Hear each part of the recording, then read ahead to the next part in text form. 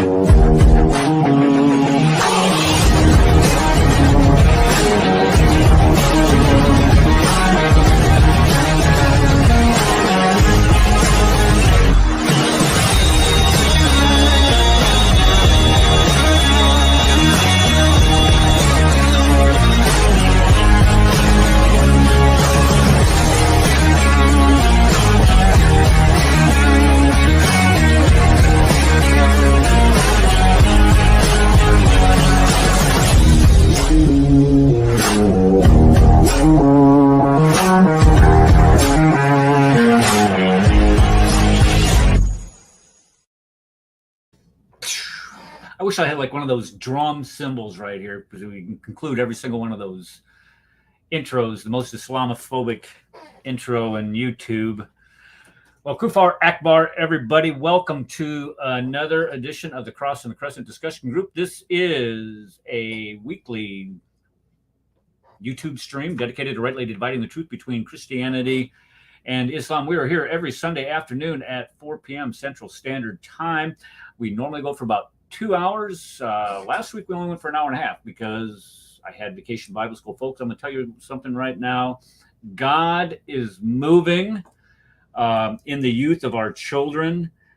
This week was an absolute, it's a lot of work doing that. We're especially working with, because I give the Bible lessons, and you got to teach kids that are preschool and provide classes all the way up to the same class to middle school. So you have to be able to provide a lesson at the same at a level to match their understanding. And it's tough, but I tell you what, it just touches your heart when you do it. So if you ever get a chance to get into some type of ministry where you minister to children and teach them just the bare basics of the gospel message, I would highly recommend that you do it. Welcome to the show. I see everybody is filling up the chat very nicely, and I appreciate everybody there coming. Welcome to and I see that Dragon is like the moderator. She is here every week, and I appreciate all you do in there. Dominic, I see that your internet connection is still bad.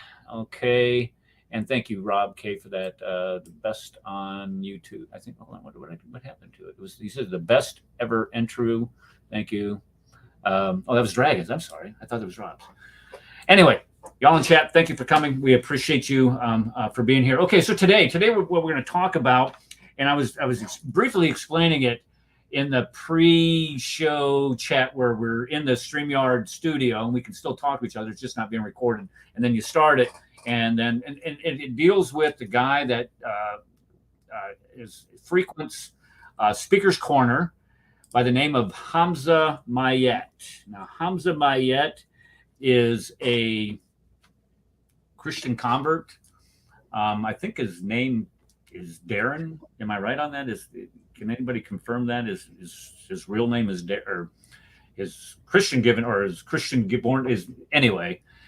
And he's very popular over there. I mean, this guy has a huge following. What are you doing there, Dr. Kufarphobia? What is this? This is it's very entertaining. What was I saying? Okay, but Hamza, he has a huge following, but it's kind of like the following that you would expect for people to frequent from the ilk of, let's say, an Ali Dawa, who makes absolutely no sense, or it contradicts himself all over the place.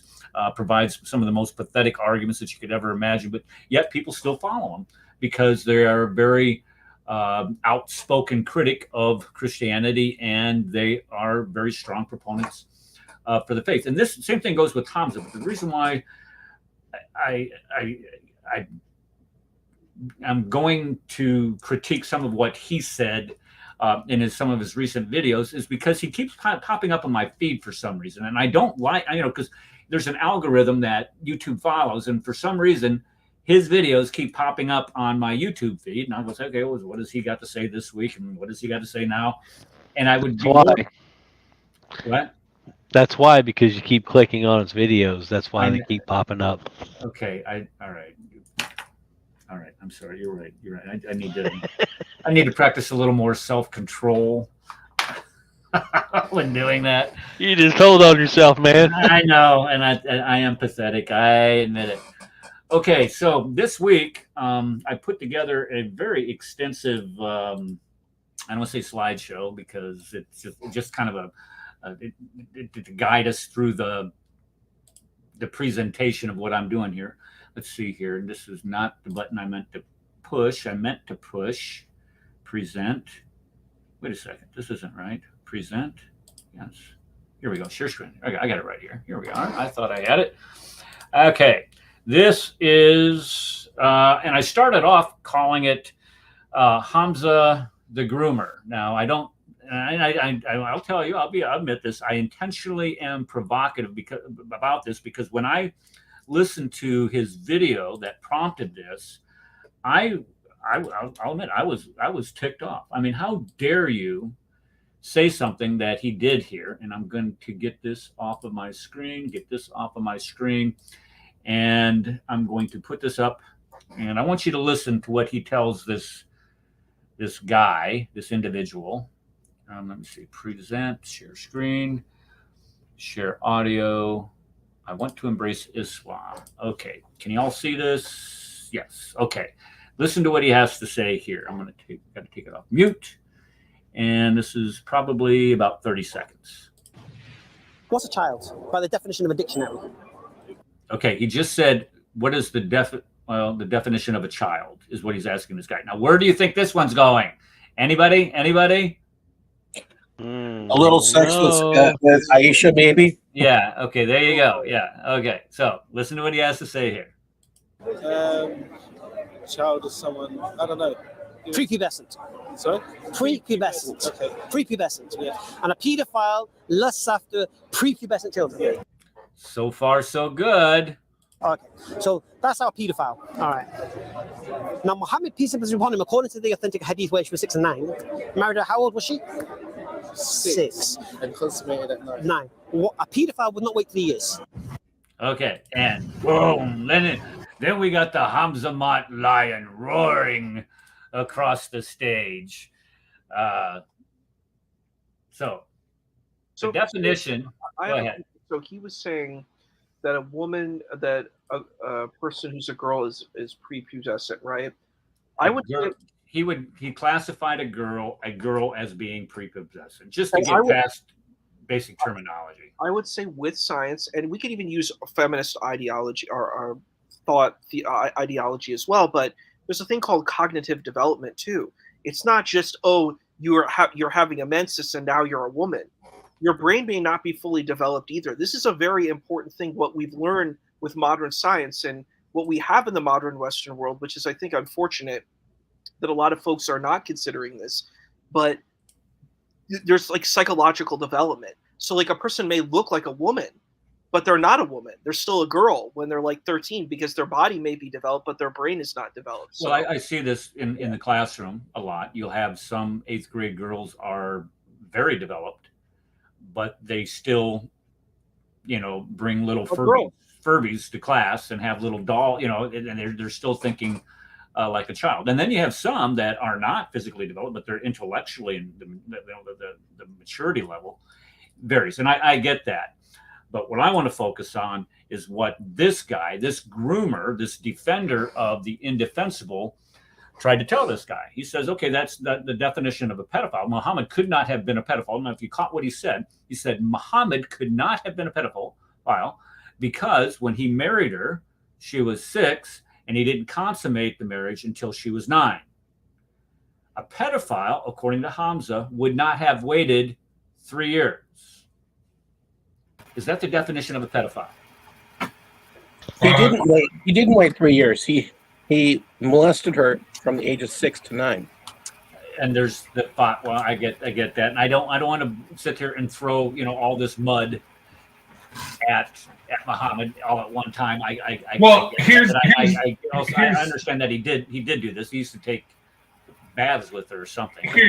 Here's the problem. She's still 9. She's still a child. She's still 10 or stage 2.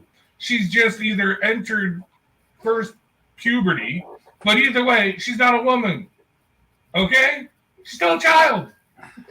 So Right, and she's being handled by a guy that's like the people that are burning down France right now. Dude, I don't even drink 12-year-old scotch because I'm not a pedophile. Okay? Well, only 20 years. It's worse than that. Because nowhere that I've seen in Hadith does it say she had her period before. Now, hold on. We're getting to that, guys. Hold on. Don't get too far ahead of me. But you're absolutely right. All this is true. Here's what I want to focus on: the definition, because this is what kind of got my crawl, so to speak, is to purposely lie and equivocate on words here. It to me, it's disgusting, especially in light of what he's trying to justify here. When we think of some of the most debased behavior that a human being can engage in, he's defending. He's trying to find a way to defend it. Now, I've shown this slide before, so it didn't take too long for me to put this one together. Whoops, that's the wrong one. Sorry about that. Let me put this back up here. I want to go with what the definition of a pedophile was. Isa pointed us towards what does science tell us today. Okay, fine. Let's take a look and see what science tells us. According to the DSM, which is the manual for mental disorders. What is it? Diagnostic something of mental disorders or something like that. Anyway, this is what psychiatrists use in order to diagnose people that diagnosis and symptoms of mental illness. Okay.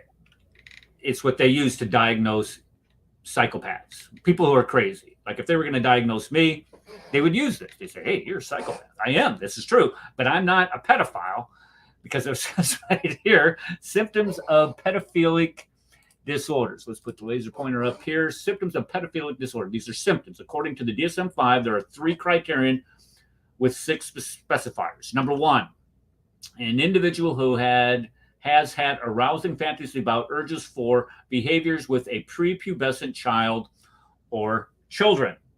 Okay, so it's important to understand that Aisha was prepubescent, and even if she wasn't prepubescent, let's just be,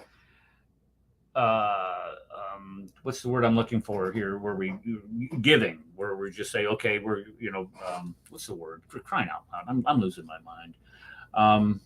Anyway, let's give him that. Well, I'll go with you on this one. Okay, let's say she was pubescent. She wasn't, but let's just say she was. There's still this one right here. You're acting out on these fantasies and experience significant distress or difficulty or desires. And look at right here. This is it right here. The individual is 16 years of age and at least 5 years older than the child or children noted in criterion A. So, in the children of criterion A, how old was Muhammad when he consummated the marriage with Aisha? 53. How old was Aisha? 9. So he meets the criteria of a pedophile according to the DSM. So when we think of, the worst possible people that are in prisons today, the people who have to get protection from other prisoners, the ones that have done this to little girls and little boys, this is who they follow. This is who Hamza is trying to protect. And we're going to go through here, and I'm going to show you where, of course, and it's easy to demonstrate this. All you have to do is just go to Tabari. Tabari nails it. And I can tell you, those guys in prison for that, they don't last long. No. I mean, you would hope that you would get a short sentence so you could live. It's almost like a death sentence in a lot of places, especially the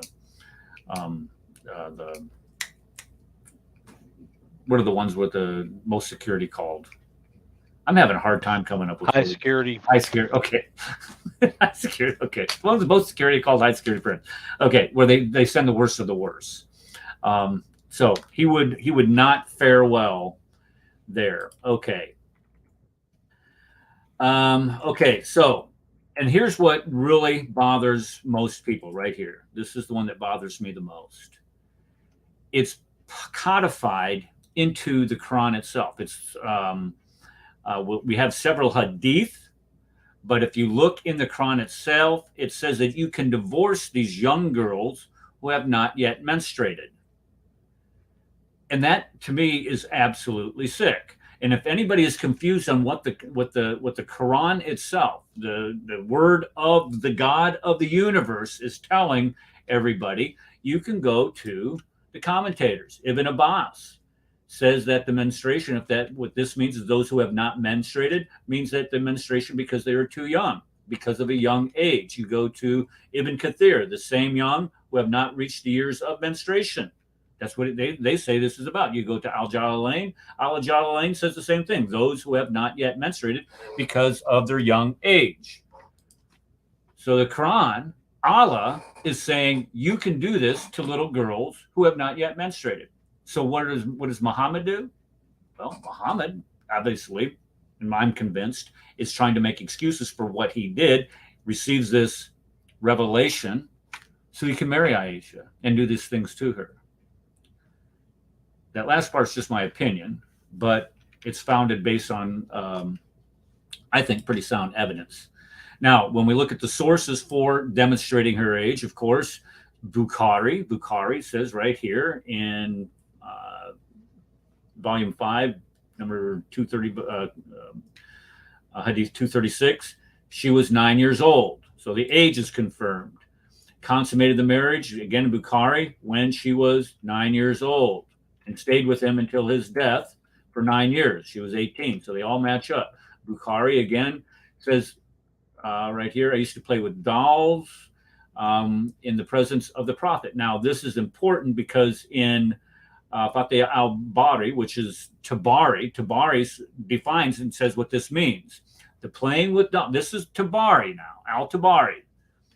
He's saying the playing with dolls and similar images is forbidden, but it was allowed for Aisha at the time because she was a little girl, meaning she had not yet reached the age of puberty. So here you have one of the historian of all of Islam, providing a critique of what 65-4 means.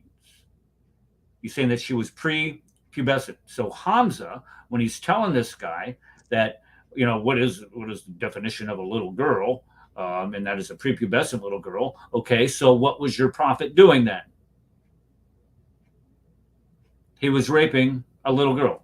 I mean, I don't know how else you get around that. Well, there's all kinds of different ways that they try to get around it. They say, oh, she wasn't that old. And what was the most recent one is, well, you can't trust those hadith. You can't trust Bukhari. You can't trust Muslim. You can't trust Al-Nasi. You can't trust Abu Dawud. You can't trust any of the guys. I mean, look at all these different references that we have here. We have Bukhari saying the same thing. Sahih Muslim says she was 9 years old. You have Muslim again saying she was 9 years old, and her dolls, look at that, her dolls were with her. And look at, she died, or Muhammad died when she was 18. 9 plus 9 equals what? Even here in Kafiristan, it equals 19, or 18, I'm sorry. 18. Again, Abu Dawud, he had intercourse with me when I was 9 years old. The messenger consummated the marriage with me when I was 9 years old. Al-Nasi says again, I was 9 and I lived with him for 9 more years, making me 18. Go back here to Muslim. They kind of, notice how they all kind of line up. Now you know why the Shia hate Aisha. They do. Yeah, you're absolutely right. They do. Let's see here. Sunan Ibn Majah. Look at here. Let's see, the marriage with her when she was 9, passed away when she was 18. Ibn Kathir married her when she was 6 and consummated the marriage at the age of 9. There's no dispute among anybody on this matter. And then Al Asqalani says, Wait. The Shia hate Aisha? Didn't the Imam from Texas say that they wrote the hadiths in Baghdad or in Iraq to make Aisha look good to the Shia? Remember that? Remember that was his argument? Yeah, I Yeah, you remember that can't- now. he said that that's where the hadith came from. It wasn't No, necessarily but- because they were compiled. It was No, he they know that said they were compiled there. yeah, but he said the reason why is because Muslims lie about each other. And the reason why they did that is because they were trying to make Aisha look good to the Shia. Why? How would making her 9 years old make her look good to the Shia? That makes no sense. But anyway, Well, the Shia hated Aisha. I'm correct on this, right? They didn't yes, like her yes. because Oh, of they the despise Shia her. because of the deal with Ali, because they recognized they- that Ali is the caliph. Okay. Right. Well, If they make him look good to the Shia, maybe they're saying the Shia are pedophiles. Well, I think what the deal is with Shia is that they actually said that she was more along the lines of 18 and not 9. Yeah, that's my knowledge too. That's what I'm thinking. But he was arguing that no, they made her 9 because somehow that would be better to the Shia. I don't know. I just thought I'd bring that up because that was kind of funny. But no, they hated Aisha because they blame her for Aisha and Ali hated each other to begin with. Ali actually accused her of adultery, almost got her clipped. But then Muhammad got a revelation. I think they also believe that Aisha was the one that poisoned him. They believe that Aisha was the one that killed Uthman. Yeah, there's all kinds of stuff. Oh no, she fought a civil war. Remember, she led the civil war against Ali. Yeah, and they tried to kill her. And there are Shia out there, moms, that said, "I would love to be firing the arrows into her camel." Yeah. well, if with her, could you imagine the psychological problems that poor girl would have the rest of her life, having to endure that for 9 years, and then having the pressure or the prohibition for ever getting married again, that taken away from you because of I think it's a hadith saying that nobody is to marry the prophet's wives after he dies. It's Quran. It's Quran. Oh, it is in the Quran? Okay. Well, I mean, could you imagine that? I mean, that just it's a trauma itself that poor girl suffered. So yeah, she's gonna have psych problems and want to go kill people, and especially Ali, because Ali about got her often because he accused her of adultery. Am I correct on that? Yeah. Also, you accused me of adultery, buddy. I'm gonna get you killed. Also, Eric, the last slide that you had up, I thought it identified Aisha playing with dolls. It did. Now, who is the narrator of that hadith? Is it Ibn Hajar? I do not have the narrators up here. I just have the quote. Okay. So the actual hadith, and it's narrated by Aisha. It says, "I used to play with dolls in the presence of the Prophet, and my girlfriends also used to play with me. When Allah's apostle used to enter, they used to hide themselves. He would call to join and play with me. The playing with dolls and similar images is forbidden, but it was allowed for Aisha at the time, as she was a little girl and not reached the age of puberty." What's important about this hadith is this is about Khaybar. Now, there's a few. I'm going to read a little bit more here, and I'm going to explain something here.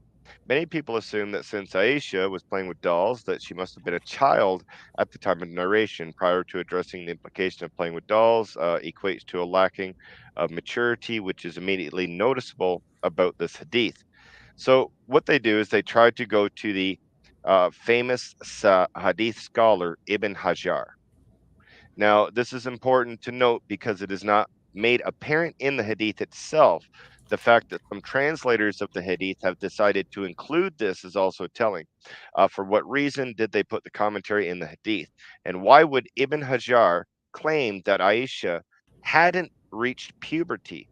In order to answer the questions, we need to refer to Al-Kasani himself. So Ibn Hajar says to say with certainty that she was not yet at the age of puberty is questionable, though it might be possible or possibly be so. This is because Aisha was a 14-year-old girl at the time of the Battle of Khaybar. Right. Muslims at this point in time, Ibn Hajar, they're still debating if she is prepubescent at 14, 5 years after Muhammad consummated the marriage. What's the source for that again? Because I've read this before. Who's this from? It's from Al-Kasani himself, but it's Ibn Hajar that's saying it. I'll go ahead and I'll put the quote into the private chat for you. Yeah. Because when you look at the time, Khaybar is what, 628, 629? Am I correct on this?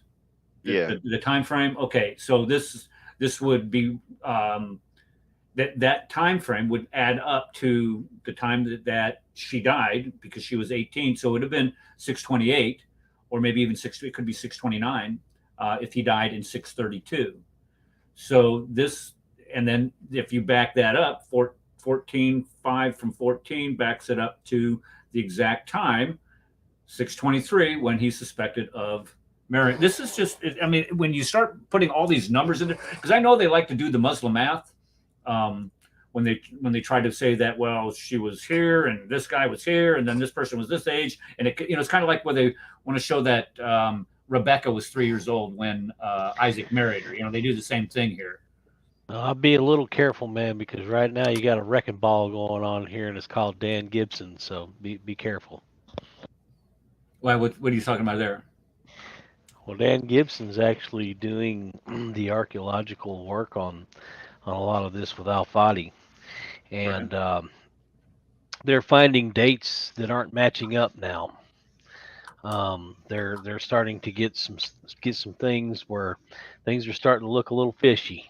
Well, and I agree with you 100%, because when we start actually looking at the narrative that is derived from the Hadith literature and from the Sirah, you're absolutely right. They're not lining up with what the archaeological evidence and the manuscript evidence is demonstrating. Yeah.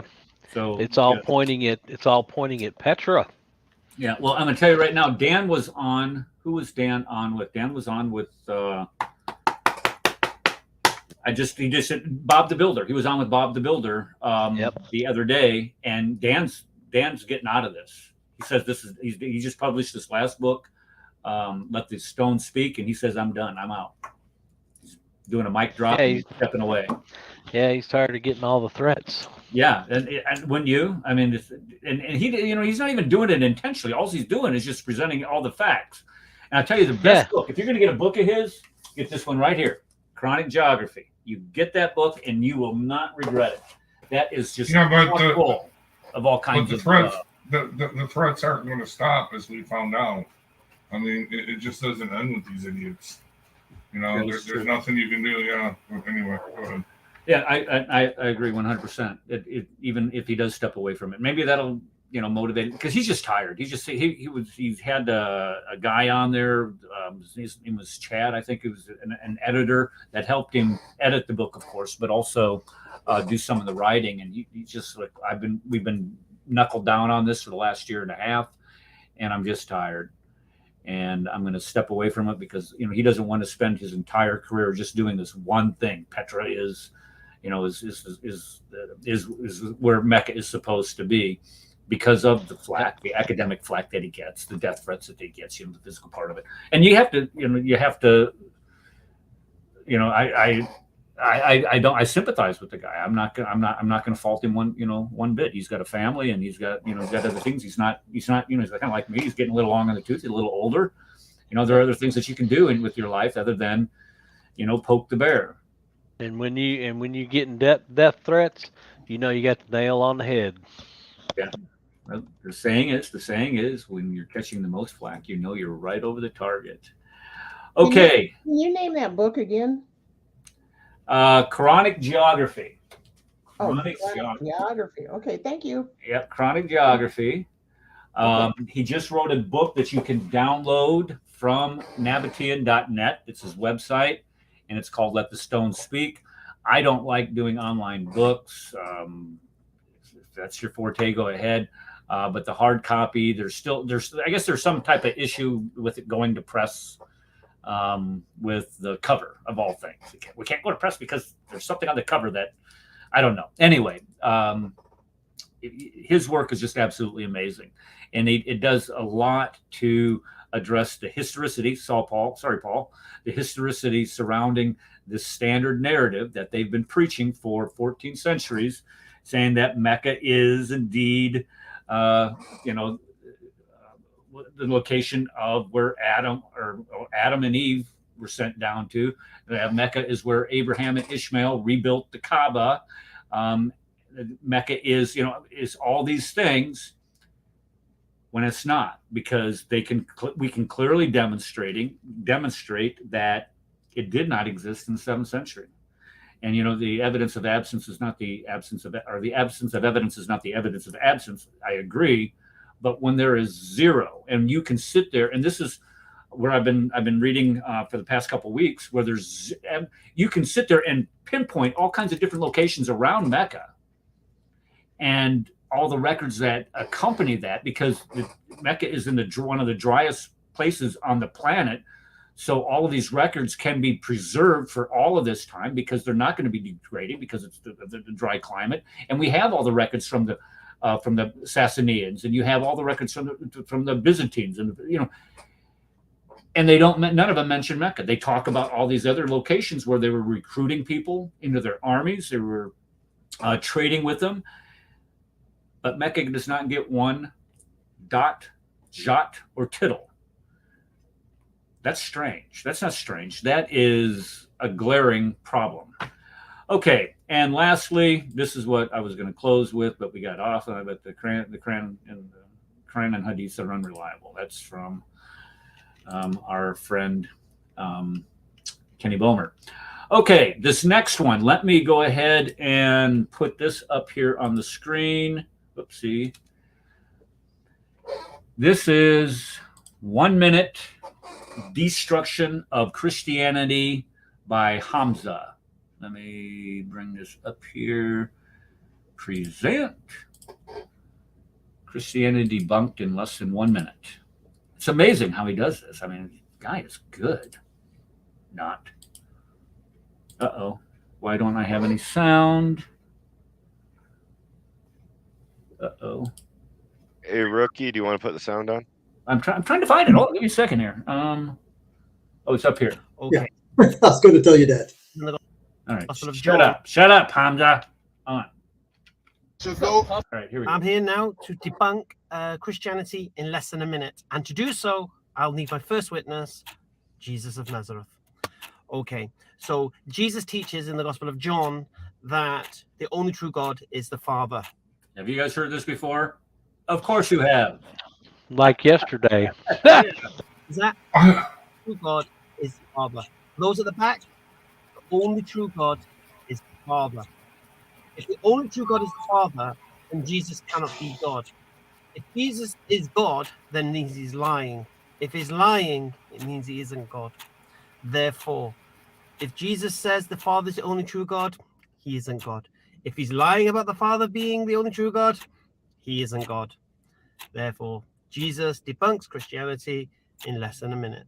Christians, you're welcome. That's it. I'm taking my shahada right now. Are you? I mean, who could reason against logic like that? I never heard this before. This is amazing. Muhammad. I am absolutely amazed. And this must be something that travels throughout most of these dawahghandists type circles, because the Imam from Houston tried to push this one over on people on one of his live streams. it had to be over a year ago. I'm not exactly sure Dude, how long he's ago. been doing that forever. They got a website. Seriously, they all go to the same website. And the Usually it's an only atheist verse, website. the only verse in the Bible is John 17:3, guys. Just remember that. Okay? Yeah. Okay. Well, here's the thing. I have warned all of you repeatedly, and I can't overemphasize this. I'm going to say this with all sincerity. Do not ever get on the wrong side of Rad. Because when I ask Rad, I say, hey, can you find something out about this person? Or can you go in and do some checking? This guy, he knows every single angle to cover. So I asked him to check out Hamza. Oops, hold on. Let me go back here. I asked him to check out Hamza. And what he did is he actually found somebody that had Hamza's Bible. I mean, look at it's right here. We got a picture of it right here. It says Hamza's Bible. And what we do is we figured out, and I don't know how you got this screenshot, Rad, but they figured out where he's getting this from. Because in his Bible, you have, I may glorify you. Jesus is glorifying to God, of course. And this is eternal life, that they know you and the only true God and Jesus Christ whom you have sent. But notice everything around. No, that's wrong. That's wrong. They leave out the and Jesus Christ whom you have sent. Oh, that's the part they leave out. Well, he included it in his. Oh, did he? In his rant there. Well, then he has a very poor reading comprehension, because the and means that the Father is the only true God, and Jesus Christ is the only true God who the Father has sent. That's simple grammar right there, buddy. Yep. Yeah. And is a conjunction, man. Yep. This is why I say certain people are not cognitively ready to debate. Well, and this is the sad thing. He goes to Speaker's Corner. This is like a near Ahmed going to all these different people and saying, "I want to debate you," and he gets beat down every time he does it. But they keep showing up and telling the same lies and same lies and same lies and same lies, and it just never ends. And dude, in basic computer logic, seriously, in any programming language, the and statement in any programming phrase means both on either side have to be true to proceed. In other words, if you say 1 + 1 = 2 and 1 + 1 = 2, both sides have to be true because they are true. You know what I mean? Okay, they can't be one or the other. That would be an or statement. Now, if Jesus would have said, "You are the only one, Father, the only one true God," or Jesus Christ who was sent, then he might have an argument. But doesn't say that, and that wouldn't make any sense. This got this here. Do you expect more speakers? If you want to come up, I put. We have room for 2 more, I guess. What's up, Eric? Do you see the video that I posted up earlier about Hamza? Can I show how intelligent Hamza truly is? This one right here? Yes, sir. All right. That's the one we talk about. I just Okay. want everybody to everybody just listen for a minute and just wonder and just be amazed at the knowledge of this little leprechaun. Jesus, by faith or by race? By race or by faith? You know, I'm asking you, is it by faith? When you're telling me you're a Christian and he's a Jew, so your God was a Jew. Jesus. I mean, that doesn't make sense, does it? Makes perfect sense. What's that? Was Jesus Jewish? By faith? Was he Jewish? I would say no. I would say no. Okay. Where's your The fact that evidence? he was born into a Jewish family. I wouldn't say his mother was Jewish. I'd say she was a Levite. Weren't the Levites a tribe of the Jews? No. They weren't. What? That's like really anti-Semitic. Like it's just Stupid. Like that one? I told you, cognitively not ready to debate. But That's funny. That's like I'm like, what do you think a Levite is? Yeah, They're butchers. Yeah. And if I would have kept playing the video, you do realize that Levites are not a part of the 12 tribes. He did that in that same video. He said that. He said that. Yes, sir. Man, they were the priest. Are you kidding me? Yeah, that's That's scary. Wow. Okay, so Chris? This was from Speaker's Corner. Am I correct? This is where he's Yes, doing sir. it? Would you like me to? Can I just go ahead and Put it back up there. We'll play the rest of it. I just need, we just need to hear it one more time. I think maybe Okay. we missed it, but we'll play it and we'll see if he identifies the Levites as being part of the 12 tribes. Let me just give you a fun fact. If you go to any Jewish delicatessen or Jewish kosher butcher, the butcher, honestly, and you can ask them, they are Levites. I'm not making this up. Why? Because the temple priests were the ones that were butchering animals. Okay, they're the ones that perfected the art of butchery. Okay, I am serious. Go ask him. I mean, I know a Jewish delicatessen. I've talked to the guy. He's like, absolutely. So that's not anti-Semitic or racist to say. It's just the truth, because they are, and they're good at it. I'm just saying. Is that where you get your briskets from? Absolutely. No, I do. Okay. All right, let's put this back in there. All right, now let's just make sure that we're all for sure on what he's saying, and I'll play it to see if he says that the Levites are not a part of the 12 tribes. Let's go ahead and see if he actually says that. Makes perfect sense. Was that? Was Jesus Jewish? By faith? Was he Jewish? I would say no. I would say no. Okay. Where's your The fact that he was born into a Jewish family. I wouldn't say his mother was Jewish. I'd say she was a Levite. Weren't Levites a tribe of the Jews? No. They weren't. No. You see the Jews? What were they? What? Oh, what? So we have Major Hamza, one of the biggest lions of Dawa. He is making the claim that the Levites were not a part of the 12 tribes. May I say all the Good job. names of the tribes of Israel, please? Yes, go ahead. Reuben, Simeon, Levi, Judah, Issachar, Zebulun, Dan, Naphtali, Gad, Asher, Benjamin, Joseph, Ephraim, Manasseh. And you know what? I'm betting that you didn't have to read that off of the card. You can Google 12 tribes of Israel. No. It's supposed to be more complimentary. What I'm saying is, you probably didn't have to read that. You probably just know it off the top of your head. No, I don't. Actually, I don't. I had to read it. Oh, you did? Oh, okay. I don't remember. I don't remember all of them. I don't remember all of them. I don't either. I think, man, this guy knows. I know his stuff Joseph. here. I know Joseph, Benjamin, Levi for sure. I know Simeon, but the rest, guys, I'm sorry, guys, but I cannot remember all of the names. I remember Gad. I don't have a computer Gad in my head, you know. Yeah, I can remember Gad because who's going to name their kid Gad? Yeah, Gad. someone who is Israeli, you know. There you go. I remember the tribe of Gad because I deal with the Hebrew Israelites and I'm Native American, so I can tell them I'm from the tribe of Gad and they need to listen to me. Isn't there a chapter in the Bible called Leviticus? No. There isn't. Don't you know? That's and I didn't. How old is that video, Chris? How old is that? I did the response to that video. When did I upload? I don't know. Maybe a year ago. Maybe a year ago. Yeah, because I did one a couple months ago. As a matter of fact, Bob the Builder came to the channel, and we did a bunch of clips with Hamza. And this is one of the. And the problem with him is many of his videos, the audio is just not all that good. So you have to have the closed captioning on just to hear what's being said in and around. And for me anyway, I don't hear very well. Guys, you realize we got Neil Part with us, don't you? Who? You know that, right? Oh, is that who that is? Yeah, Dr. ACGI. That's Neil Part, man.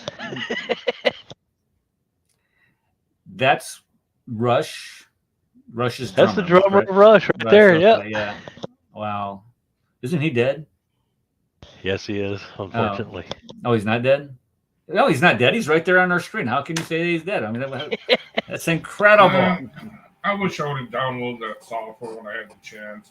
But anyway, dude, seriously, here's the problem with this guy, though. With all of them. You can correct them all day long.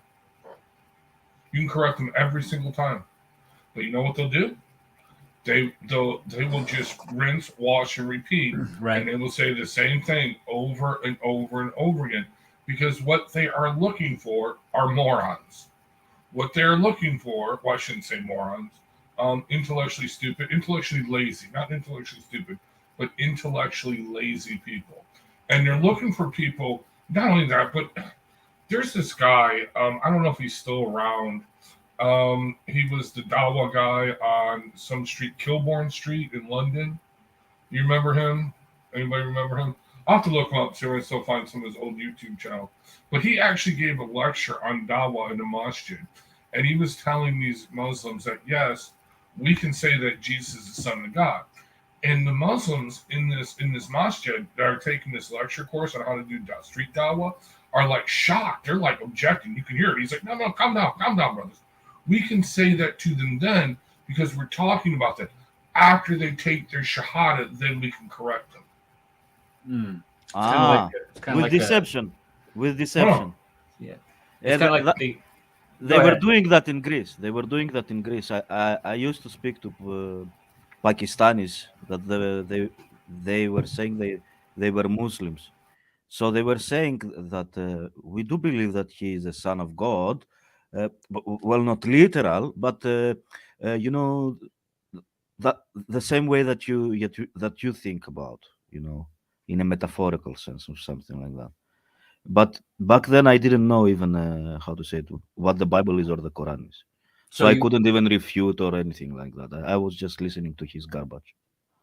So you did this apologetics while you were in Greece? Is that what you're saying, or? No. It was just a normal discussion with let's say, a couple of Pakistani Muslims, and they were doing that to people, as Radical Moderate says, to people that they don't know the scriptures. For example, the people that they don't know what Jesus is saying when he says he is the Son of God, right? They don't actually know it. They don't understand the meaning of it. They don't understand the meaning of the Son of Man. Okay, so they can use this tactic, this deception, in order to lure stupid people like I was in my 20s, for example, just and only to say, it's a good religion, then it's fine. Okay, that's it. But nobody could convince me actually that Islam was a good religion, because my grandparents lived Islam with the full extent. Okay, and the great grandparents, even those, lived Islam in its fullest. So what do you mean by that? What do you mean by that? Were they Muslims themselves, or they had to live within the community as dhimmis? They had to live as dhimmis, first of all, because they were living in Turkey. Right. That's one. Secondly, the Muslims were coming in the villages and were pillaging the villages. Right. And they tried many times to either convert them to their religion or change their language. I mean, you either had to speak their language or change the religion. So most of people, instead of changing the religion, they were just changing their language, you know. And my great grandparents could speak both this some kind of ancient Greek with Turkish, how to say it, language as well, together, like mixed. Right. So kind of like a Yiddish type language that isn't really written down, but yet there are rules of grammar. Yeah. They have to speak.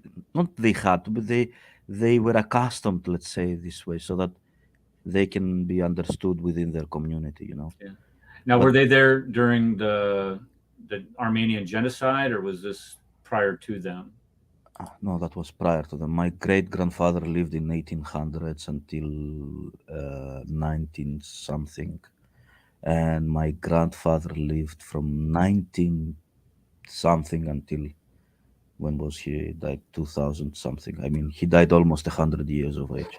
Okay, so but he was quite how to say it, good in his right mind before he died. I mean, he was very good. He could remember a lot of things. So. Well, I'm just trying, when you say Turkey and you start talking about your great grandparents, I'm just making an assumption that they lived during the during World War One and during all that time. 'Cause Well, my you great-grandparents- see, in this region there was no World War One. The only thing that they have done, because they were the Turkish side or the Soviet Union side, is that if you are not with us, you are against us. This type of thing. You are not with us, so we either have to kill you or get you out of there. That was the mentality. But before that, they were pillaging the villages, especially and many times the village of my great grandfather, and they were raping the women, they were raping their daughters, they were raping anything, even animals they were raping. I mean, it was horrible. Yeah. But Well, that's if you look at the that's what Ottoman my Empire, grandfather was there. the Ottoman Empire was absolutely brutal. Yeah, to of course. people, the surrounding people. I mean, you think of Janissaries. I mean, they would go out Oh and my they would goodness. Yeah, forcibly make you give Janitsari. up. Yeah, What's we that? were calling them Janitsarus. Yeah, Janissaries. Yeah. Janitsari. Yeah. Yeah. So yeah, they were there, and people think of the Ottoman Empire as this this quasi peaceful Islamic What peaceful? caliphate. Yeah, What? they weren't exactly. No. Well, I'm no. just telling you the perception of a lot of Let- people when they think of you the see, Ottomans. They try to romanticize it, and they absolutely can't. Yeah, of course. In Greek history, it's been told the not the absolute truth, but their part of the truth, because what they lived. Okay, so the Sultan, for example, was waging war with a city or a town or whatever. They were keeping captives the beautiful women, not the ugly ones. I mean, if you would scratch the face of your child, so it was already ugly, they wouldn't take that child. So many parents were doing that, but they weren't taking only girls. They were taking also boys. So they had, for example, a harem, or how do you call it, a place where they're keeping the women for the harems, sultan, right? and there were women, and there was also teenage boys in another part where the sultan would have fun with them, with the boys. Like the Bachi boys or something on that lines, or we call them Yusufaka. I don't know what that is. Yeah, exactly. The thing is that they were keeping these boys to do all the bidding of the sultan. For example, if he wanted sex but not with a woman, Yusufaki was there. If he wanted someone to pour his wine or light his how do you call it? Hookah pipe. A pipe, yeah. The Yusufaki was there. I mean, anything that the sultan wanted, instead of asking it from his harem, he was asking the Yusufaki to do it. It was a boy that had to do anything that this tyrant would ask him to do. And then after, for example, 3-4 years that they were used and abused, and I don't know, both psychologically and physically, they were thrown to go to war. Yeah. Made soldiers. They'd serve. They go in the army. Yes. Yeah. Okay. Yeah. So that was the beautiful history of Turkey. Yeah.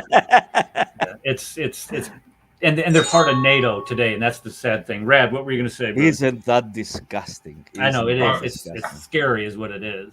I was just gonna say Islam is beautiful. I want to join. Yay!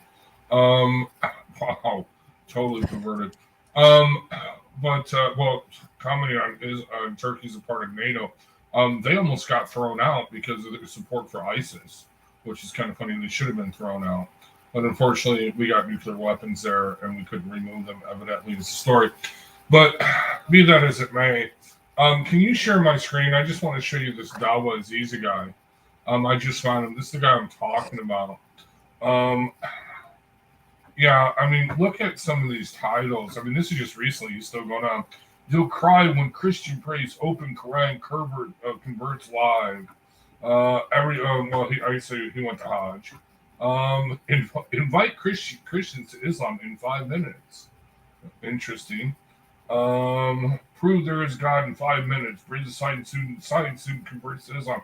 Now, a lot of these people, honestly, they're just put in the spot, put in the camera. They're just walking down the street. They can't go. It's like a used car salesman. You know what I mean? and they're just like, yeah, okay, whatever. In order for me to get away from you, I got to convert to Islam. Fine. You know what I mean? None of these people come back. I mean, but this is just the Dawa dollar stream, dude. You know what I mean? Yeah. Anyway, send me that link, because we could probably glean a lot of material. It's very manipulative from that. Let me just say one thing, Isa, is Adam Seeker's in the audience. We're talking about Hamza Myatt. I know it's low-hanging fruit. Okay, go ahead, Isa. Like, I've seen those manipulative videos where particularly in the UK, where they're like, I want you to know that Islam is true, and I'll tell you in 5 minutes, make sure that Islam is true. And then you hear it, and it's just like, wow, it's very manipulative, and it's controlling. They hold the person there, and it's usually a person who's not very religious or is not really into religion. And then he's like, what do you think about the prophets? Do you think that all the prophets are coming from Islam?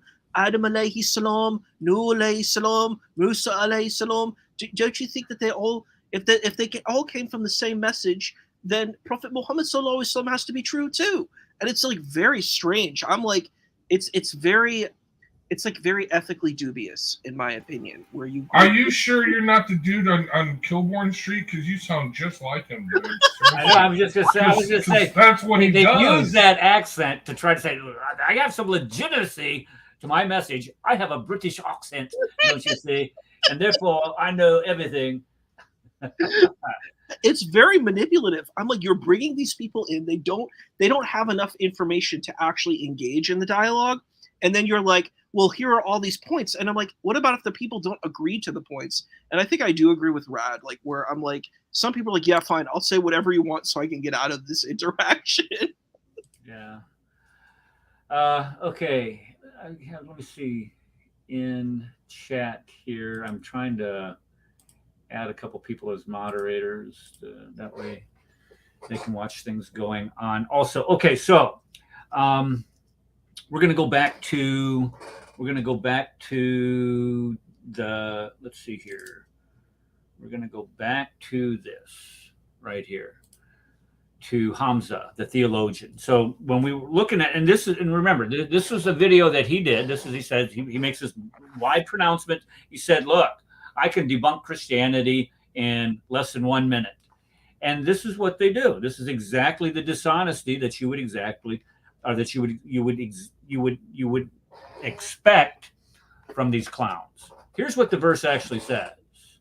Now, when you start going through the verse, Jesus spoke in these words. He lifted up his eyes to heaven. Father, okay, number one, Muslims do not call Jesus Father, so Jesus cannot be a Muslim. This idea in that discussion that Jesus was a Muslim is absolutely absurd. Jesus was a Jew, period. Get over it. Father, the hour has come to what? Glorify your Son. Who's glorifying the Son? The Father is going to. Who does God glorify? Does God glorify human beings? No. That the Son, glorify your Son, that the Son may glorify you. And also, he omits verse 2. Since you have given him authority over all flesh. Which prophet has authority over all flesh? All flesh. Who? Oh, number one. Okay, let me back that up. Who has authority over all flesh? God. God Zero, alone. yeah. Exactly. God alone. And what does he do? What does Jesus do? He gives eternal life. Only God can give eternal life to all you have given me. Now, this is what Hamza pulls out. And this is eternal life, that they know you, the only true God, and, we didn't put that in there, and Jesus Christ, whom you have sent. So he is putting himself on par. This is what they completely ignore, and they don't understand, because they're theological morons is what their problem is. But then watch what he does here. I glorified on yours, having accomplished the work that you gave me to do. And now watch this. This is where Jesus says that he was pre-existent with God. Now, Father, glorify me in your own presence with the glory that I had with you before the world existed. So when Hamza goes on there and he tries to make this argument that I'm debunking Christianity because Jesus says this and ignores the 2 verses before it and ignores the 2 verses after it. You can make a case for almost anything by doing that. You honestly can. Yes. But this he's is debunking Hamza. Yeah, well, this is the absolute depravity that these guys have. I mean, this is how desperate these dawahghandists are, is because they have to continuously go out, and he knows the answer to this question. He knows that thing. I'm just going to tell you, be honest with you, that wasn't an actual picture from Hamza's Bible. I don't know if you guys caught on to that, but that was just kind of a spoof. Oh, really? Had me fooled. What I'm saying is that he knows what's there, and yet he still does this. People who are deceitful, who are desperate to push something that he has to know all the faults with Islam, and you just don't do something like he does and have that many followers and be that involved in doing dawah and not know the problems with your own religion. I know the solution. I will play their game. Whenever they will ask me about this verse, I will tell them, do you know Greek? If they don't know Greek, they don't understand the verse. In English, it's mistranslated. That's what they don't know the Greek. You don't know the Arabic, of course, and you can't understand it. That's what I will do. I will say it in Greek because I know Greek. I will read it in Greek. So if they can translate it, okay. But if they cannot, then that means that they are using a false translation.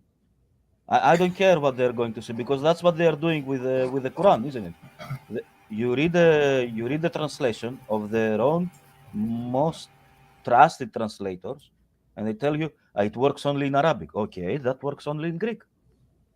That's it. Well, that's what we hear for the funniest people. Non-Arabic speaking reverts to Islam. Whenever we start quoting the Quran in English, they say, "Do you understand Arabic? Can you read Arabic?" Well, no. Well, therefore, you're not quoting the Quran, even though they're quoting from the same Quran. But wait a second, they don't need to understand Arabic to quote from their Quran. Do you see what I'm saying? It's totally funny. Yeah, exactly. It's a double standard, so we can use the same double standard. Right. But actually, Eric, I'm going to share my screen again because I think a lot of people missed this. Hold on. No, what you gave obviously was great. It was awesome. Hold on a second. Oh, okay, here we go. Share screen. But there's something everybody misses. Remember, Muslims like to say, from time to time, when did Jesus ever say he is Yahweh? Right? When did he ever say it? If the name of God is Yahweh or the Tetragrammaton or, Hashem, whatever. I shared the screen. Go ahead. And make a big screen, please, if you could. Okay. All right. Let me make it bigger. I can't make it any bigger. That's as big as I can make it. I can make it bigger. All right. Okay. Verse 11. And I am no longer in the world, but they are in the world, and I am coming to you. Holy Father, keep them in. What does that say there? Can you guys read that? I can't because I don't have my glasses on, but it says your name. In your name. Right, yeah. In your name. Hold on. Let me pull it back up here. In your name. Which what? You have given me. That they may be one, even as we are one. Now, this part, they would say, well, so the disciples are one just like Jesus and the Father? No, that they may be one in themselves in faith, even as we are one. Where is this, John?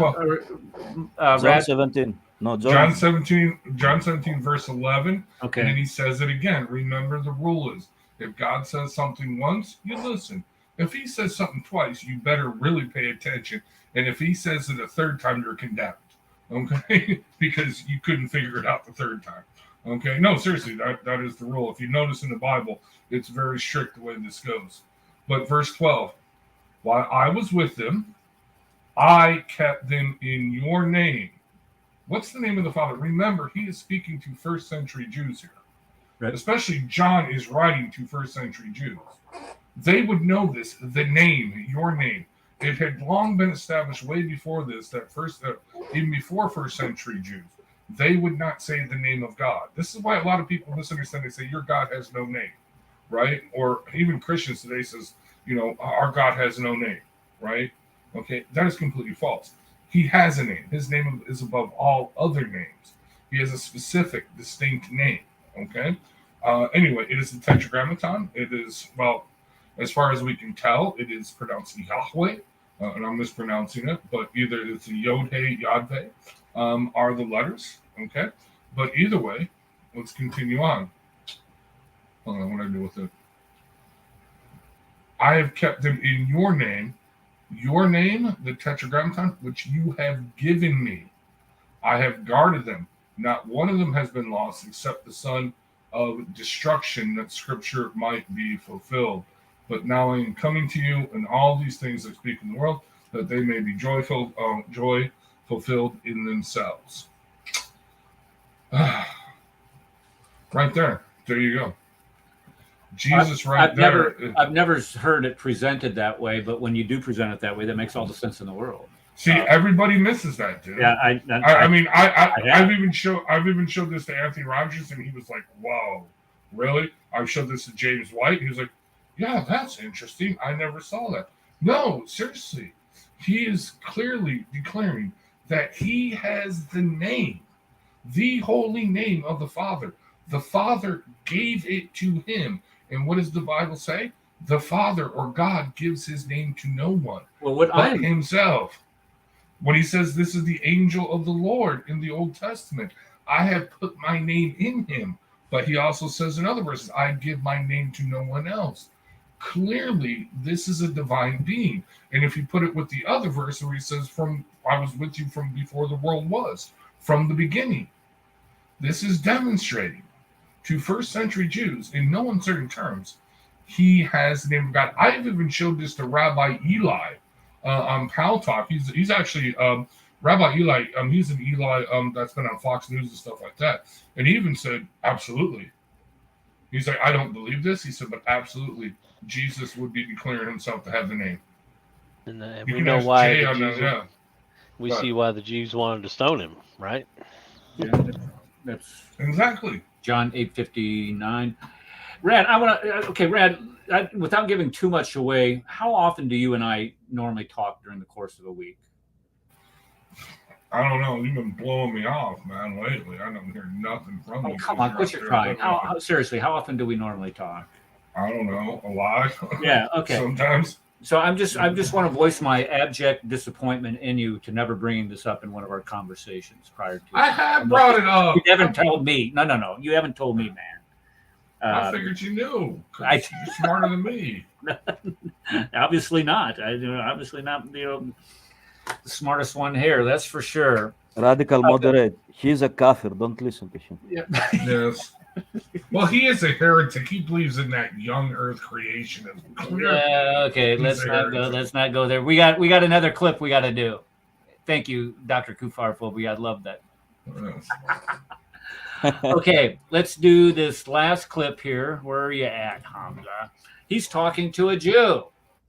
Now, listen to what this guy has the audacity to tell this Jew here. Let me share my screen. Share screen. Jewish guy gets a reality check. Hamza gives a reality check to a Jewish guy, don't you see? Okay, let me make this bigger. I'm not exactly sure how long this goes on for. Okay, for the benefit of anyone before you interrupted, you made a claim that the Muslims are forcing Jews to convert. How long were the Jews protected by the Muslims in Spain? You relax a second, because he's made all the claims. 800 years. Bollocks. Invited the Jews to live in Morocco in safety. Now, here's the... All right, so let me go. Right off the bat. Yeah. It's okay. It never happened. Never happened. Yeah. Well, to an extent, he's correct. He did allow the Jews to live in Spain for 800 years. But them and the Christians had to live as dhimmi. So let me get my slideshow up here again. I think I use these slideshows as a crutch. Too much of a crutch sometimes. And I'm trying to figure out a way to get away from it. Doggone it, because I'm always pushing the wrong buttons down here. Give me just a second. I'll be with you in a minute. Here we go. All right. So when we look at what he's saying, what he said here, let's get right here. So he says that Jews and Christians of Spain lived as dhimmis for 700-800 years. And that is true. They did live as dhimmis for 700-800 years. But do we really want to go through what dhimitude is, what you have to do in order to live as a dhimmi? You have to pay the jizya. We all know that's the most popular one. You have to pay the jizya. But when you look at, we've discussed this several times on this show, when you look at the Pact of Umar, many of those provisions are imposed upon the dhimmis. You cannot ride a horse. You cannot carry a sword. You cannot arm yourself.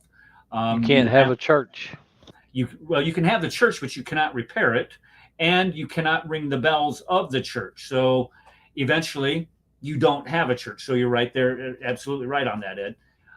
You have to give up your seat to Muslims. You have to walk in the narrowest part of the street to give the Muslims the right of way. And then the narrowest part of the street was normally where all the horse manure and feces was. I mean, there's all kinds of things that we can go through to talk about living as dhimmis in Spain, in the Andalus, or whatever they call it. So for him to say that, oh, well, look at the Muslims, this great thing that Muslims did. So I'm about to go through about 20 slides of the great things that Muslims do or have done for the Jews, just for the Jews. And when we think about when they take over a country, they do this in every single country. They pillage, they kill, they rape, and they subjugate everybody that they possibly can. Uh-oh. What is this? What did you say, Adam? What are you talking? Come on, man. You only talk about this. There's so much in the Quran about now. I'm going to get to it. Give me a second here. Come on, just give me some slack here. The Muslims, and then after 800 years, they're finally expelled by, and it's easy to remember the year. It's 1492, where the Christopher Columbus sailed the ocean blue by King Ferdinand and was it Isabella, Queen Isabella. They finally got, but they also expelled the Jews. Now, some of the Jews did go, in fact, to Morocco. And as of 1947, the Jews in Morocco numbered over 200,000. It was a sizable Jewish population in Morocco. But today, there is less than 2,100 Jews. Oh, well, what happened? Well, the creation of Israel happened. And I know this because I've heard the testimony of the people that I stayed with, my wife and I stayed with for 3 days when we were in Israel. Their parents of the couple that we stayed with immigrated from Morocco. They had to live in those kibbutzes. They were kicked out of their country by the Muslims in Morocco because, oh, well, you have your own land. And they took everything from them.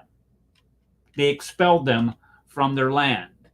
And they had to live in these kibbutzes where, the conditions were absolutely horrible.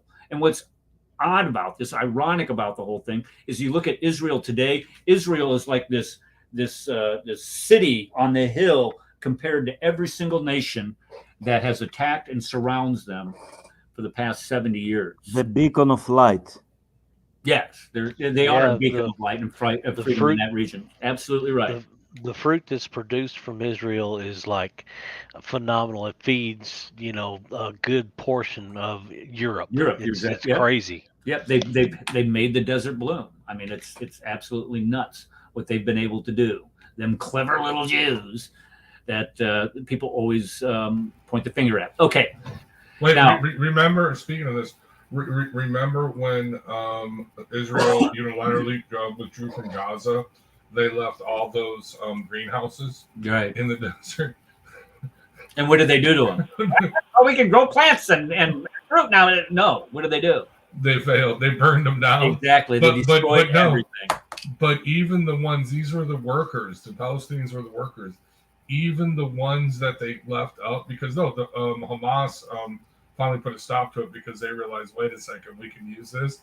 No, they still failed. They had to hire Jews back to tell them how to grow food, even though these were the people that were working. And I mean, it's just simply amazing.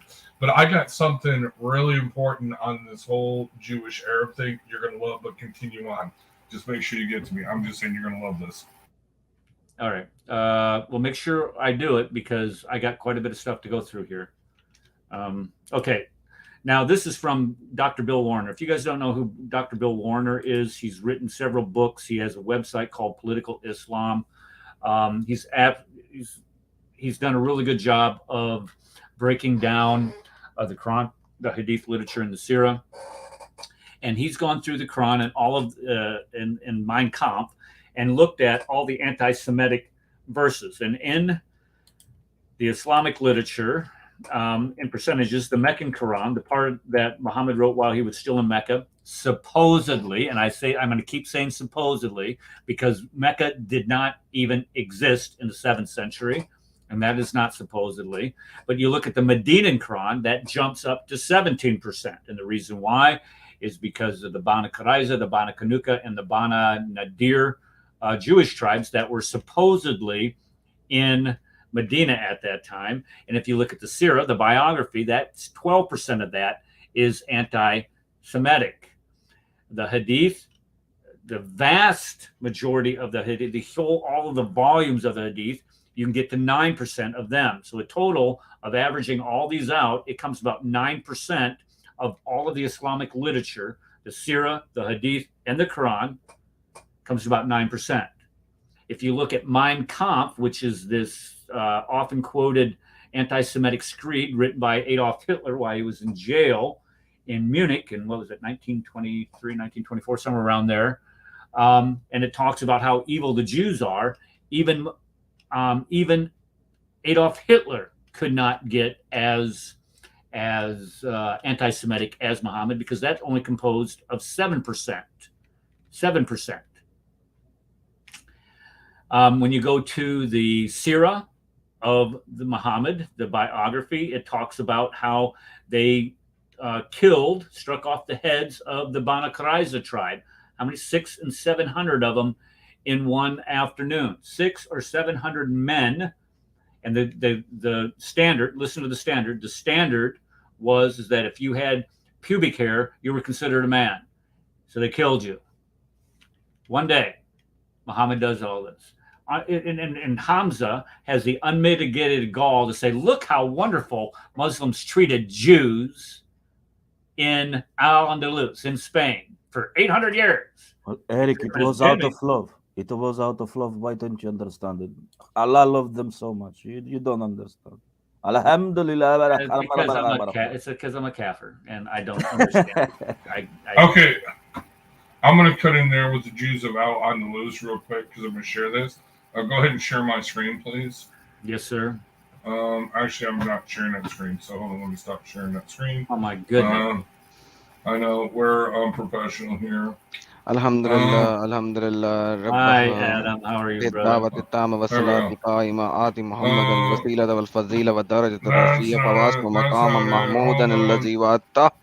ورزقنا الشفاعة يوم القيامة إنك لا تخلق الميعاد.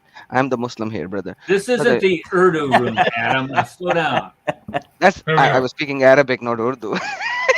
Well, okay. I'm supposed to know the difference. Okay, Red, go ahead and share that screen. Let Red do what he's going to do, and we'll get to you, Adam. Yeah. Give me a second. So this is Maimonides' letter to the Yemen.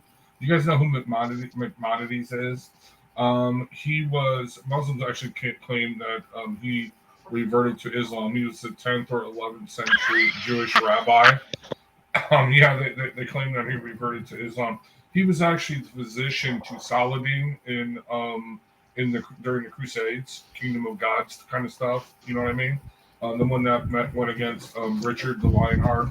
But anyway, so this guy he's very important. Okay. To Jewish rabbinical thinking. This is actually in a letter to the Yemen. The Yemenis wrote to Maimonides asking them about Islam and whether they should convert to Islam or whether they should accept this Muhammad as a prophet because they're saying he's a prophet just like the Jews, etc., etc. After completely attacking Muhammad and the religion of Islam, this is what he has to say. Daniel prophesies about this madman. Okay.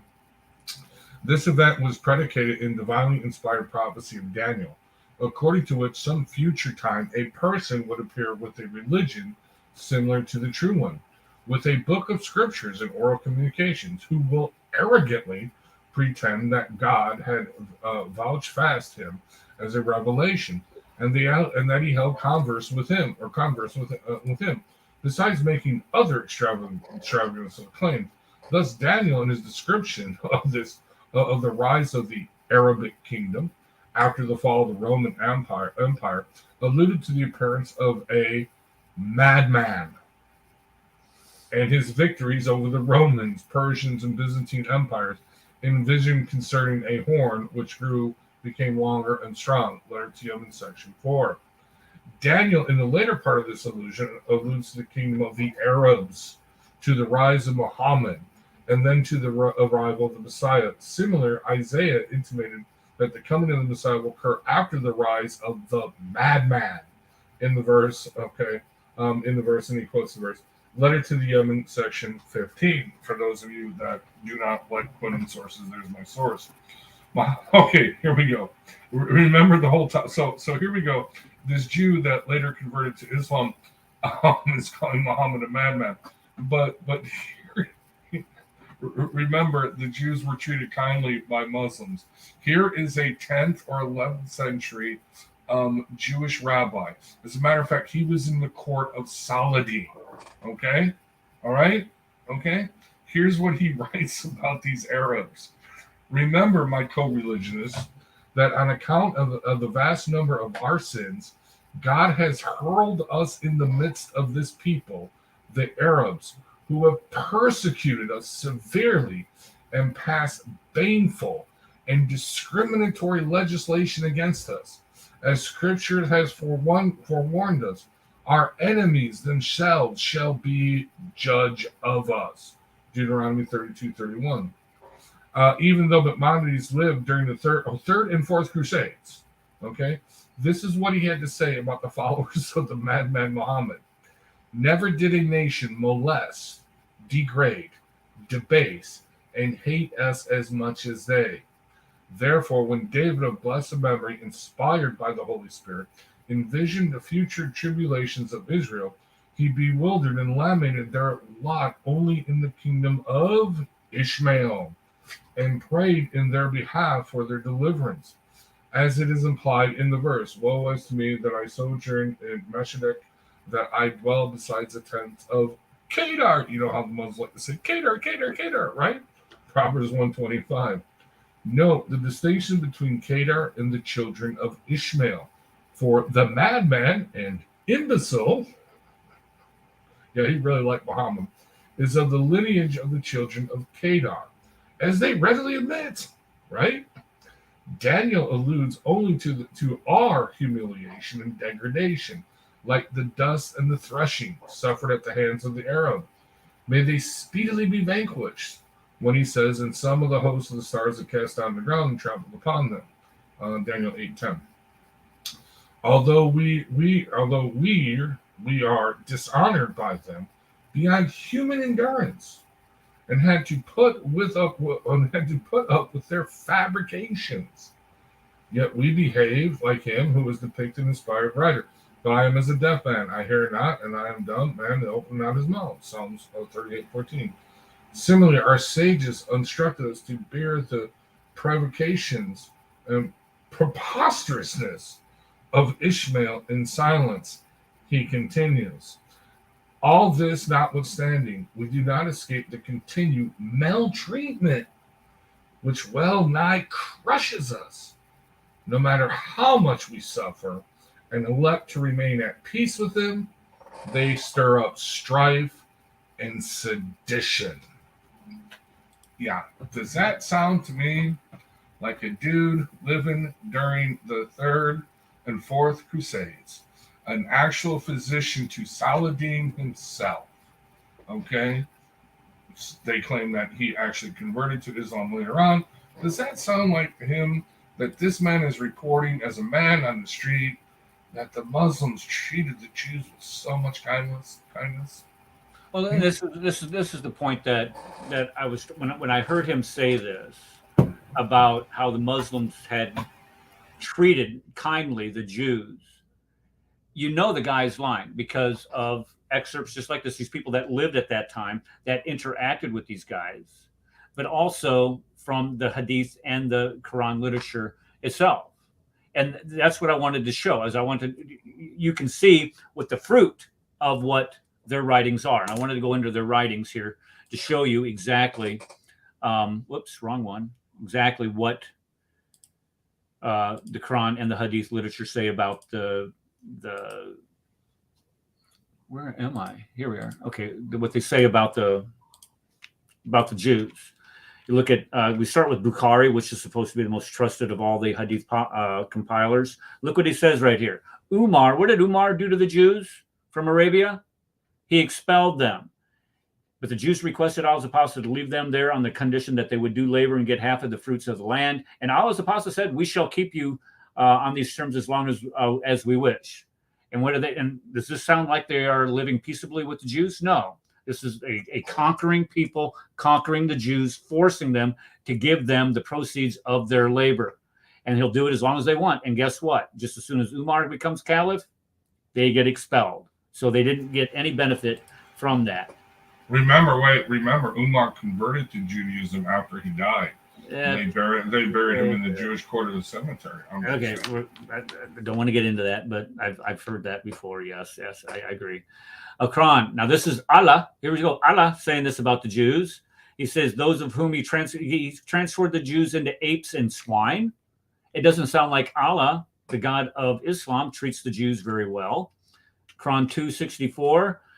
Again, it restates. So they became apes and despised, and they were hated. And you go to Ishaq, which is the Sirah, the biography. The Jews are a treacherous, lying, and evil people. Hamza, it doesn't sound like you treat Jews very well. But that was all abrogated. I doubt it. 59:14. The Jews are devoid of sense. 296. We will remove the Jews from we will not. That's kind of an important word. We will not remove the Jews from punishment. 445. And sufficient for the Jews is what? The hellfire. There you go. 59:14. This is all Allah saying Muslims are not supposed to do this, right? Allah is going to do this. They're not supposed to do what? Allah is supposed to do this, not the Muslims. Show me when Allah says Muslims, you should do this.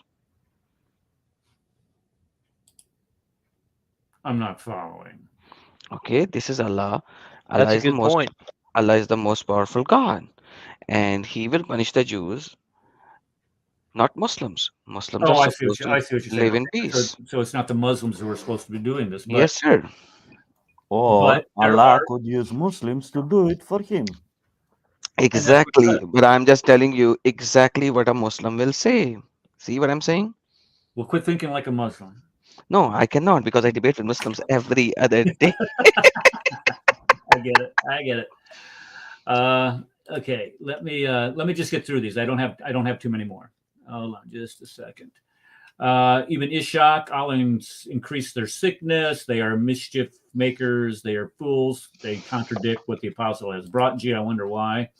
Quran 541. They change the context of the words from their times and places. Hereafter, a heavy punishment awaits them. Al-Tabari, two religions cannot coexist in the peninsula. And here's where Umar expels them. Then he sent the Jews saying, Allah has given permission for you to be expelled. 542, they are fond of listening to falsehood, devouring anything forbidden. They are greedy and illicit gain. Let's see. Oh, and here's my favorite. People of the book, which is the Jews and Christians, they are the worst of creatures. The worst of creatures, even slugs, snails, snakes, anything that creepeth on the earth. They are worse than them. Worse than cockroaches. Even demons. They're worse than demons. Yes. And cockroaches. Love them cockroaches. Curses pronounced on the unbelievers, the children of Israel. Ishak, Allah sent down a Quran forbidding them to take Jews. Wait a second. What do you mean they can take Jews as friends? They can't do that. I thought if you listen to some of the Islamic apologists today, they could take Jews as friends. No, they can't. Well, Allah why said not? Allah said in Quran, do not take the Jews and Christians as friends. Yes. No. Okay, now hold on. This kafir knows. Quran 5:51. As allies. What Friend, is an ally? Wali, a friend. Come on, It allies. doesn't Don't go to friend. That says don't go to a nitpick of a particular translation in Arabic. It's just like, come on, man. Don't be a fool. I know. I get As it. I've heard that argument awliya. before. It doesn't say friends. It says allies.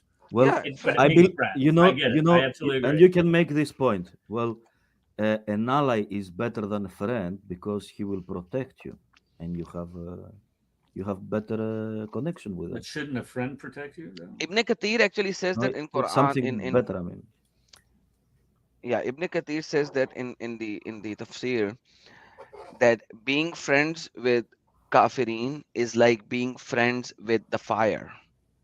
That's his translation. By the way, you will not find that in you will not find. Sorry, you will not find that in English, but it's in Ibn Kathir. Let me just show it to you. Let me figure it out where it is.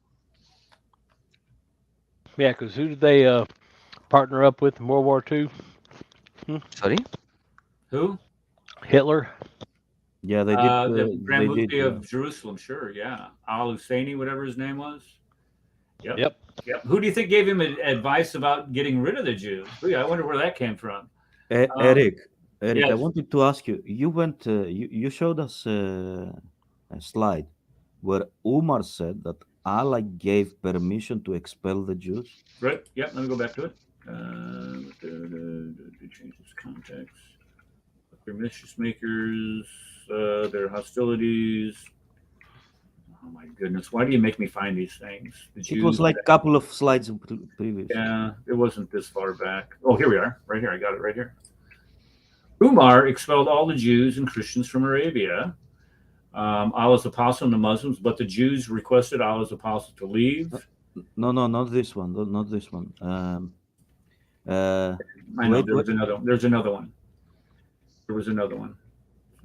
Menu, mischief makers, they changed the context of the words to religion. Here, the messenger said that during his final illness. No. Listening falsehood. It's here. People of the book. Not the Jews. This one.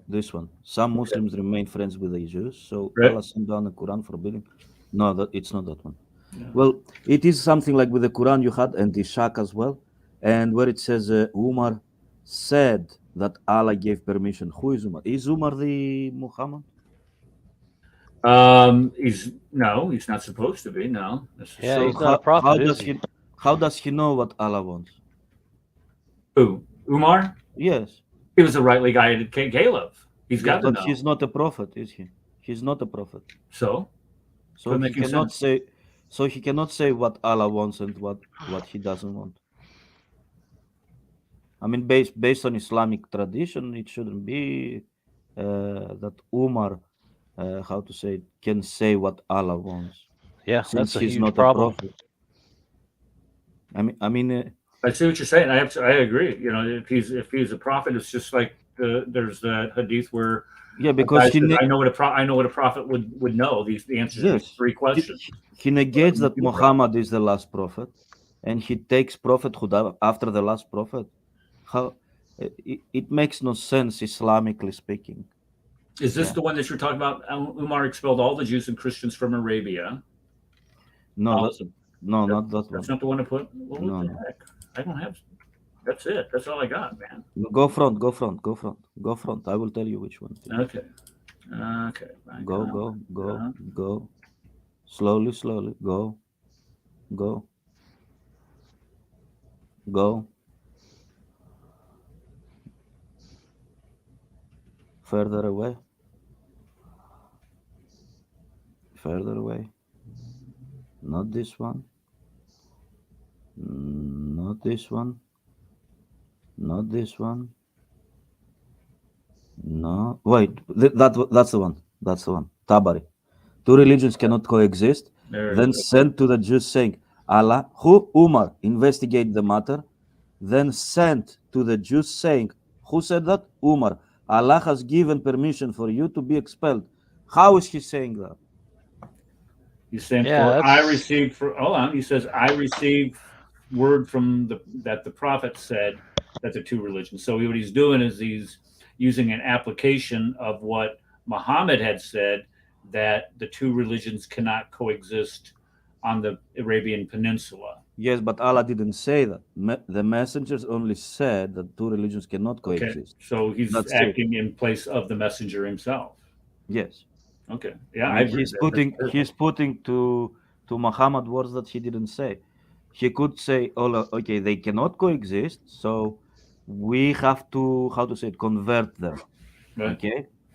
But what he does, he says that Allah has given permission for you to be expelled. So he's not converting them, okay, and he expels them. So he lets them to be still Jews, which he shouldn't do, since Muhammad came to make everybody Muslims. That's one. Second, he puts words to the messenger of Allah that he never said. And third, maybe he goes against what Allah wanted, because maybe Allah wanted them to become Muslims. Not to be expelled. I know if they will read it correctly, they will understand that I'm correct in what I'm saying, because maybe Umar is playing God at that point. And this is where we can sit here and point out all of these inconsistencies in their hadith literature, and argue with them back and forth. Well, it says this, it doesn't say this. And this is where, and I know Adam disagrees with me on this one. And I know many on the panel here disagree with me on this. But if you take out that one leg of that three-legged stool, the idea that Mecca was actually a city in the 7th century, what you do is you wipe from their entire slate all of these hadith that include their history. And when you take away a religion's history, you have nothing left. The only thing you have are these oral traditions. So if you can demonstrate using archaeology, using manuscript evidence, cartography, all these other things that we're starting to develop, you can avoid all of these things that and don't take this the wrong way, Christ salvation. Don't take this the wrong way. You can sit here and point out all these things that they did, and they misapply them. And then you can sit here and point out, like Adam does, and you can point out, like Rad did, all these things that these people did using these traditions that are evil against all kinds of other people groups. But yet it still remains to them anyway, a valid jumping off point to continue to act out against all of these people. And if you take that, and this is why I'm going to continue hammering it on this show, that if you take away their foundational premise that Mecca existed, you just remove all the rest of the stuff. The rest of the stuff is just superfluous. Do you know what they will tell you? They were all lying. They just didn't want to put Mecca in the map. That's what they will tell you. Who's all lying? I will tell you. About 7 years ago, when most people were talking on Paltalk still. Right. Before I go to Paltalk, I was a butcher, and I was a butcher in a halal shop, and my coworker was a Muslim. So I did know that we knew about Yemen even thousands of years ago. I did know about that because I really loved history. Right. What we didn't know is about a place called Mecca.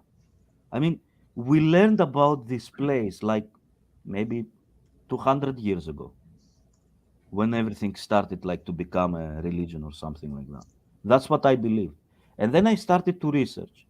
I pulled up, about 7 years ago, I pulled up all the ancient maps from Greece, from Roman Empire, There are maps still since there. I mean, you can see them. Right. There is no reference of Mecca. I mean, if it was from Abraham, who lived 2,000 years ago, yeah, we should have one city called Mecca somewhere in Saudi Arabia, shouldn't we? We should, but there is nothing. So I took that as pictures to show to my colleague, and I told him, look, that map existed before Muhammad existed. This is from Greece. Can you find Mecca in this map? And there are cities, there is, how to say, Jerusalem. There is the Egyptian city on South Africa. There are cities across the land. But on the Arabian part, you can only find Yemen at the lowest, at the southest part. So, but Mecca, there is no Mecca in the map. Okay, do you know what he told me? He told me, they were, how to say, this is a conspiracy. Hey, I had something even worse. You just can't fight stupidity like that. You can't. No, I even had a Muslim straight up tell me, even if it is false, I will believe in it. All of it is from Allah. Right. I want to say something funny because it reminded me of the movie My Big Fat Greek Wedding. I don't know if you've seen that, Christ is Salvation. It's a hilarious movie. But he always said, everything comes from Greece. It sounded just like that. You know what you just said. Now, when you say there was a mosque in Greece. No, not mosque. Okay. I didn't say something like that. What did you say? I said we knew since ancient times that there was Yemen, a city called Yemen. We knew that. I mean, we could speak about it in Greece without knowing where exactly it is. Okay, we know about that city. We know it through history that this city exists. Okay, but we didn't know anything about any city about like Mecca or something like that. Right. We didn't know it. Historically, it didn't exist.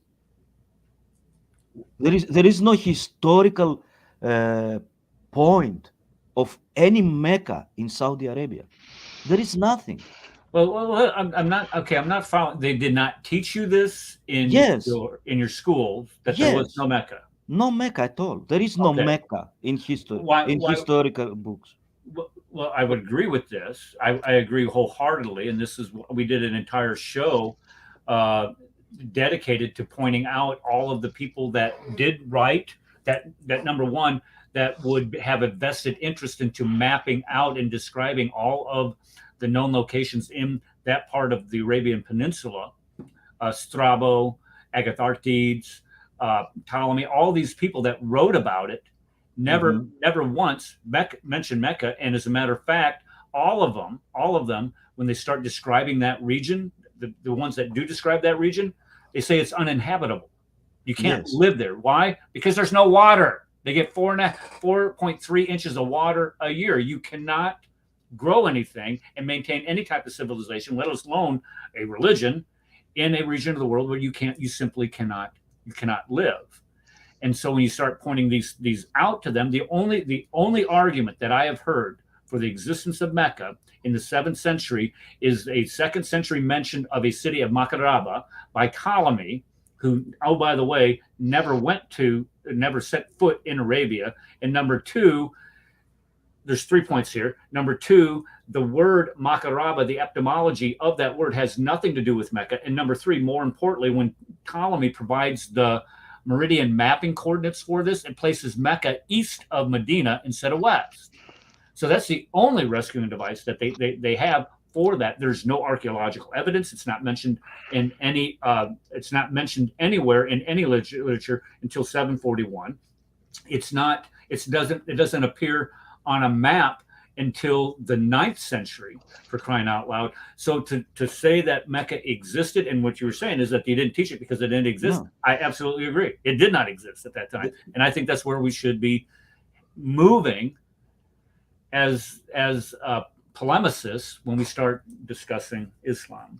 You see, but I'm willing to be wrong. In every history book, Eric, we know which cities like Rome or let's say not only city like Macedonia or Jerusalem. Okay, we know cities that were how to say it, were the beacon of civilization because that's where everything was starting. For example, Babylonia, something started from there. Okay, from Babylon. Something started from Persia. Something started from there. Something, and we know that because people were describing what was happening. So they were writing about it. Right. So the next generation will remember what was happening. So that's how history is reported. Yes, there will be some things left out of it. But if nobody in history, I mean, for more than 6,000 years, has ever mentioned any place called Mecca before 10th century, I mean, how am I going to believe that it has ever existed? This is a made up history. Made up. I mean, they just made it up because they thought that we will still remain as stupid as we were in 10th century, 15th century, 18th What I century. think I'm going to do next week is I've been reading a book, and I've been taking my time going through it. It's by Peter Townsend. It's called the Meccan Mystery, or the Meccan Mystery. And in this book, he outlines all kinds of evidences against the city of Mecca. And I think we're going to do a show and sit there and drill down on each of them. And this is just one evidence. Mecca, and I mentioned this earlier in the show, Mecca in that region of the world is one of the driest parts of the planet. So documents, if there's documents that do exist, they don't tend to deteriorate all that fast. They tend to be well preserved.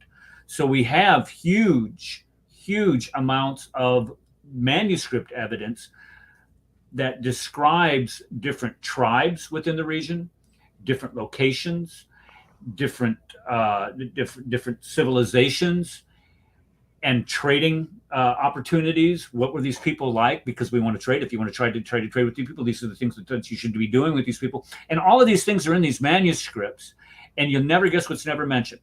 Mecca is never mentioned, and the Qurayshi tribe is never mentioned by anybody. So it's amazing, if the Quraysh was supposed to be this one important tribe in Western Arabia during the 7th century, nobody, to include the Sassanid Empire, the Persian Empire, and the other empires that support the other, I think there were the Ghassanids that supported the Romans, none of them had ever heard of Mecca, never heard of, and especially when you start talking about recruiting people for the mercenary armies that existed at the time, nobody mentions recruiting from the Quraysh. Nobody mentions going to Mecca to recruit for them. Nothing is there. It's completely absent from the record. But Eric, it gets worse. Of course. Because when they dug the foundation for the Grand Mosque Hotel, did they find any artifacts? Are they touting them around going, "Hey, look what we found"? No. They didn't. Nothing. Well, funny thing about that is they were going to allow archaeologists to go in there. Okay, just like any place else in the world, when they start doing this, okay, in other words, if they find something, okay, they have to halt construction for 2 weeks or whatever to allow the archaeologists to go in there and get whatever they can get out of it. You know what I mean? I mean, you can't uphold development, okay, forever, okay, just because you find dead bones from 3,000 years ago or whatever. You just can't do it. It's impossible. But under UN agreement, under UN agreement or country agreement, you can get a couple weeks, okay, to send the archaeological team in there to get whatever they want, okay? And that can be extended by government, okay? But anyway, they never stopped construction. Why? Because they didn't find anything. There was nothing there of significance. They found nothing. Radical. Yes. I would like to say, in the village that I was living before I come to UK, it's very close to Thessaloniki of Greece. There was a small portion of land very close to me, where they wanted to build a big structure, how to say it, multiplex. Is that the word that you call in English? Sounds good. Yeah. Sounds good. So they started digging, and they came across with some archaeological things right there in the village that I was living in Greece, you know, and they didn't, they haven't built anything because of that, because there Oh, is really? there is something archaeological there that they cannot take it out. It's a Well, big structure. It's an ancient big structure. I don't know oh, what it really? is. I didn't ask. I didn't ask what it is. I don't know. But I've seen a couple of archaeologists going there and sitting in that particular area for 6 months straight. They were sitting and they were digging and they were brushing out and they were doing something. But I was too young, you know, to go and say, "What are you doing here? Maybe I can talk with you." No, I didn't even bother, you know, at that time. Well, no. So that's the thing. The governments can extend it, okay, but for the Hmm. most part, you can't have a major build be held up on this stuff. Okay, it's just kind of wrong to the builders and developers. But yeah, they usually give a 2 week, 4 week, 6 week period where the archaeologists can go in there and they can excavate, depending on the size. But what I'm saying is, in the time of Mecca, they did not stop because they did not find anything. And if they did There find isn't something, they anything. didn't care. May, Yeah, because there's nothing There there. isn't may I any. have may I have like 5-7 minutes here? Yes, Mr. Adam. I'm going to state some things, and people in the live chat can actually take a pen and paper, because if I will show everything on screen, it will take much longer. So I'm going to start saying something. Quran Turn it chapter number up. What are 5. we doing? I'm just telling you certain things because of the Hamza guy, because he stated some things, and I'm going to cover them as fast as possible. Okay. Quran chapter number 5, verse number 51 says, "Do not be friends with Jews and Christians, whether you call it friends or allies, doesn't matter. The word is awliya, and it has been used as friends so many times in the Sirah and in the Ahadith for friends." Quran chapter number 3, verse number 28 is a general provision, which is to be friends with kuffar as well, and it also What was? talks I'm about sorry, taqiya Adam. as well. Adam, what was the verse? Say that again. Somebody can mute, because I can see some background noise on some other people. 328. 328. Okay, thank you. Quran chapter number 9, verse number 23, 24 actually says, if your parents and brothers are kafir, you cannot be friends with them as well. Chapter number 9, verse number 22, 23. Quran chapter number 4, verse number 144 is general in statement, because here Tafsir Ibn Kathir says that being friends with the kuffar is like being friends with nar, Jahannam. If you look at the Quran as in general, Quran actually declares war in chapter number 2, verse number 216, where Allah actually says that war is declared upon you, even though you don't like war. But let me just give you the war, because some things that you don't like, still it is better for you rather than you not doing that. Quran chapter number 47, verse number 35 says that if you are the uppermost, if you are more in power, then you have to start doing war, because at that time no salam is going to be accepted. Are you coward? That's what Allah is saying to the Muslimin. Now you have the uppermost, now you have the upper hand. Stop being a pussy and start fighting. That's what Allah is saying. Quran chapter number 5, verse number 51. Abstain from profanity, please. I'm sorry about that. It's just how I sometimes speak, being a Pakistani and a Punjabi. Sorry about that. So with that being said, we go further into it, that killing everyone except in just cause. Muslims will always proclaim chapter number 6, verse number 151. This is the verse that Muslims will always proclaim and say, we do not kill everyone. We do not kill everyone. But here Allah put an except, and Allah put an except every single time in most of the verses, rather 90% of the verses, except. Same is the case here. Allah says except in just cause. What is a just cause? Forbidden souls are mentioned in Quran chapter number 17, verse number 33, Quran chapter number 25, verse number 68. Also in Sahih al-Bukhari, it says 3 people are to be killed for the just cause. What is the just cause? This is the explanation of the just cause. The cause of Allah. The one, exactly, because Allah talks about Muslims' blood cannot be shed except in just cause. One, qasas, for a murder, killing for a person who kills, married person who commits an adultery, sexual intercourse, and the one who reverts from Islam becomes a murtad. Now here it's only mentioning about a Muslim, blood of a Muslim, not a blood of a kafir. You need to understand that. Now, when we go further, and I'm talking about the revelation order again now, 839, sorry, verses, it's considered to be the first verse of jihad. Considered to be, even though that Quran chapter number 2, verse number 216 seems to be coming earlier, but Quran chapter number 8, verse number 39 is considered by most of the scholars to be the first verse of jihad. You said Otherwise, 839, Adam? 839. 839. Okay, thank you. And it says that, and fight against them, as in general, until there is no fitna. Fitna has been defined as kufr, one who does not believe in Allah and the last prophet and the religion. And even the verse explains it further. And the religion of Allah is there. And if they cease, then don't fight with them. This is a generic verse which comes. This is the first time in reality in chapter number 2 and chapter number 8 where things started to come into the fighting territory, because before chapter number 2 all of the verses were coming in the Makkan period. Over 50 surahs came in the Makkan period and then came to the Madni period, and the first verse in the Madni period came in chapter number 2, and chapter number 8 is the second one afterwards. Quran actually claims Muslims to be the terrorist, and I'm not saying that. This is what Quran is saying that. Let me just tell you. Quran chapter number 3, verse number 151, 152. 151 and 152. I'm reading it as it is. We will cast terror into the hearts of those who disbelieve. Now here Allah is claiming that. So Al-Muslims comes up. Hey, Allah is saying that.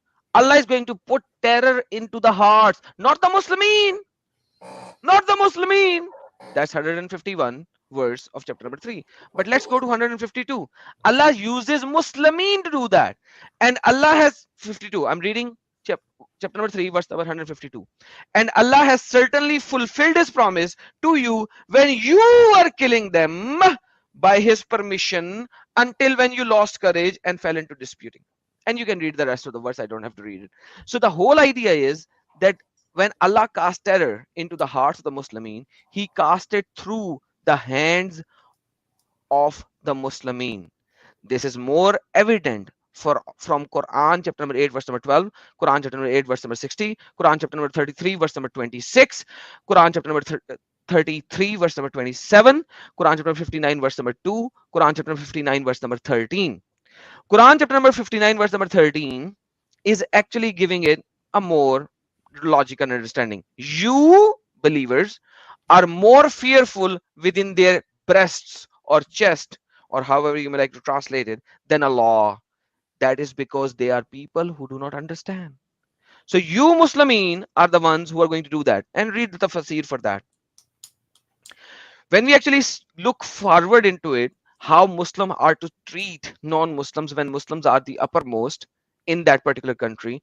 Jamia Tirmidhi 2700, Sahih Muslim 2167a, and Sunan Abi Dawood 5205 actually says you can't even give salam, assalamu alaikum wa rahmatullah, to Jews and Christians, let alone any other kafir. 17 times a Muslim will recite Alhamdulillahi Rabbil Alameen, Surah Fatiha. When you read Surah Fatiha, it seems like to be a very nice dua, a very nice prayer. But when you actually go to verse number 5, 6, and 7, it goes into a very different dimension. Ihdina siratal mustaqim, guide us to the straight path. Siratal lazina an'amta alayhim ghayril maghdubi alayhim waladdallin. What are the people who are maghdub and what are the people who are dua? They are the Jews and the Christians. The Muslims actually curse 17 times to the Jews and Christians if a Muslim is only praying the Farad prayer. Adam, hold on just a second. So what you're saying is that when we had American soldiers, dead American soldiers, their bodies being shipped back to the United States, and when those planes landed with those bodies on it, and they had a Muslim imam go out and pray Fatiha. He is cursing the Jews and the Christians. He was cursing The Jews and Christians. Yes, sir. Yeah. Yes, sir. Let me tell you something else as well over here. I have done this debate on an Indian news channel called News Nation. It's a news satellite news channel, and I was debating a imam of an India, and I claimed from the Quran, and I can do this whole series with you in your channel if you would like me to do that. That if a American Muslim will go out and fight in one of the 52 Muslim countries, he will go straight to hell according to Quran, according to Sirah, according to Tafasir, according to Ahadith. So say that one more time, just so I. If a Muslim American goes out and fight to protect his country, America, fighting with any Muslim country, he will go straight to hell. And I have done a live studio debate with two different Muslim imams. One is in News Nation that got so much famous that it's unbelievable. One was done in a sub-Indian channel, Sudarshan News, which is a very small news channel, which is localized news channel, but News Nation is a satellite channel, so you can actually see that from there as well. But it's in Hindi, so probably you will not be able to do that. But once again, your question: a Christian coming back in a coffin and a Muslim man praying Surah Fatiha on it, he is cursing him. That's what Surah Fatiha is in reality. And they pray that how many times a day? 17 times if they are offering only Farad prayer.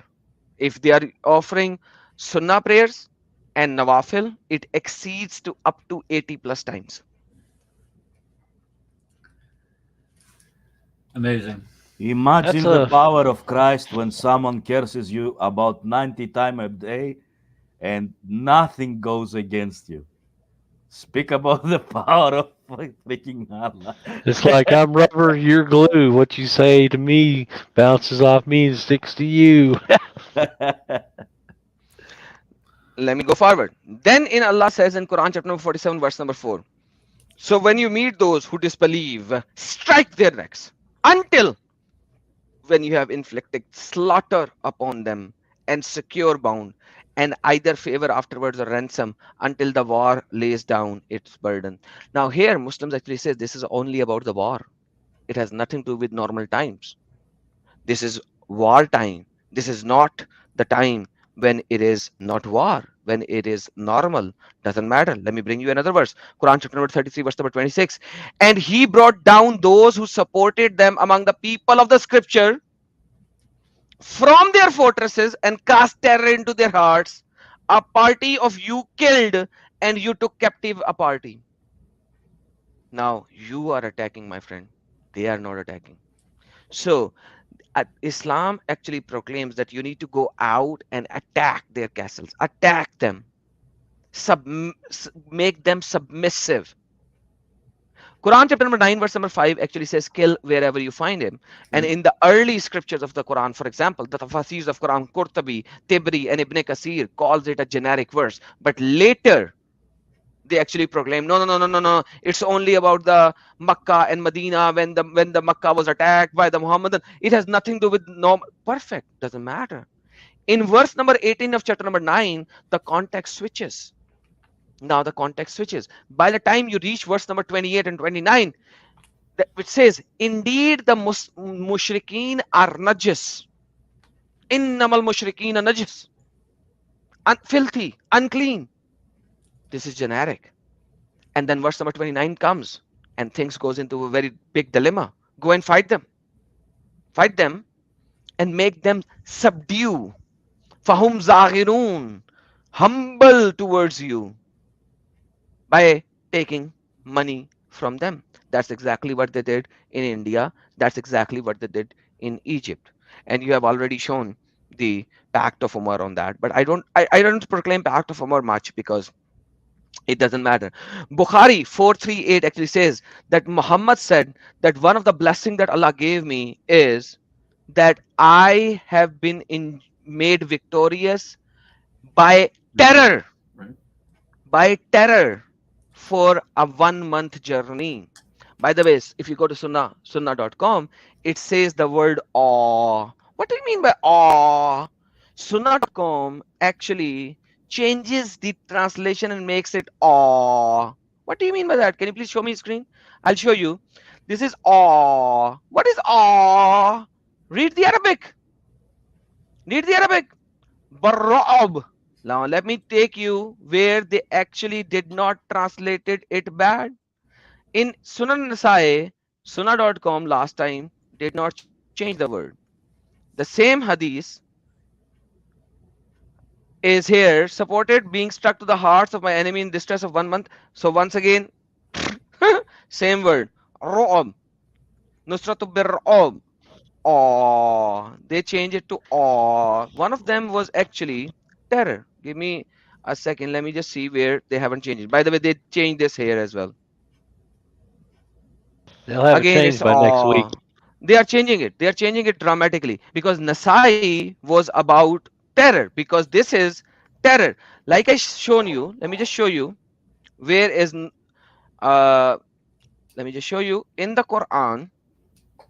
This is how they translate it. Same word. Ar-ru'ab. And then terror. See? So even the word in Arabic is the same. They change it in the sunnah.com now, because Sunnah Nasai previously they did not change it. Now they changed it. The same word, bar'ab. It's terror, not awe. That's how stupid it is. Now Sunnah.com actually changed Sunnah Nasai as well, whereas they only changed previously Bukhari, and I knew that they changed only Bukhari. Now, when we go further into it, let's go to chapter number 9. Now I'm going to remove this again because I'm going to give you some more data rather than just this. Quran chapter number 24. Like I said, you cannot love your mother, you cannot love your father, you cannot love your family if they are kafirin. You cannot be friends with them. Full stop. People who love the Prophet do not ask permission from the Prophet for the battle, for the war. Quran chapter number 9, verse number 44. Quran chapter 9, verse number 44. And then Muhammad, Quran says, the people who stayed back and did not do jihad with Muhammad, they are going to go in hell. Quran chapter 9, verse number 81. 984 says that if you are not doing war, if you are not doing battle, Muhammad, don't even offer their funeral prayer. Don't even go and offer their funeral prayer. Why? Because they are munafiqeen. They are not fighting with you. They are not fighting with you. Because in Quran chapter number 984, don't offer a funeral prayer. In 86 and 88, it doesn't use the word jihad. It uses the word fight. The context of it. Now, Muslims actually come in and they distinguish between the word battle, war, fighting, and jihad. In the Quran, there are only 3 verses which talks about pre-hijrah, which can be connected as non-fighting. But Islamic scholars are actually in dispute with each other. Some says it is not fighting jihad, and some says it is fighting jihad, because they are in dispute. That is Quran chapter number 25, verse number 52, Quran chapter number 16, verse number 110, Quran chapter number 29, verse number 69. That's it. They are called Makkan verses, 3. The rest of the 70 plus times the verse jihad is being used, it's all about fighting. In these 3 verses, it's in conflict with the early Islamic scholars as well. They are not 100% clear about it. So the war and the battle verses in the Quran are far many. 70 plus verses. And how many are the ambiguous where they're not? 3 only. 3. So 3 only. How many did you say? 70? There are 30 verses in the Quran which talks about jihad. There are 70 plus verses which talks about war, and only 3 are in conflict, whether they are internal war, internal jihad, or internal fighting. But Okay, the so Muslim like scholars 100 to are 1, or not 100, yes, sir. 100 to 3. 100 to 3. That's for Yes, every sir. one, you would have 33 verses that deal with kinetic. Exactly. Jihad. Because now let me just tell you that the inner fighting is for women, because Bukhari 1519, Riyadus Salihin 1276, Abu Dawood 4034, and Ibn Majah 4011 and Ibn Majah 2794, it actually talks about different contradictory things. One of them is for women. The best jihad for women is Hajj Akbar. But then when it comes to the men, things changes. Things changes. It's all about fighting. And if your ruler is bad, even saying good thing in front of him, like Islamic thing, is jihad. Because then comes the most famous hadith, which is in so many places, in Riyadh Salihin and Sunan Nasai and so many places, which says, if you see an evil is a falsified translation of it, because it says man ra'i al munkar. Munkar means anybody who has denied Allah and his apostles' statement or seeing. On Allah and his apostles' sayings.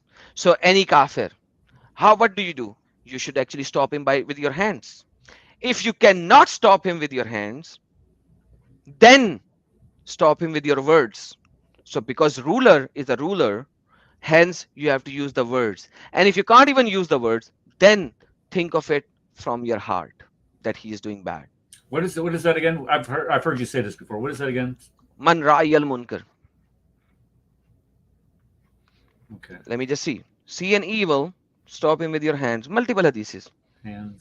I don't remember them. Heart. Yeah, hands, speech, heart. Yeah, because I heard you mention that one before, and it's just absolutely insane when you get people that go out there and try to say that the jihad has nothing to do with warfare and has everything to do with somebody's heart, trying to keep you from sinning or trying to keep you on the straight path of Islam.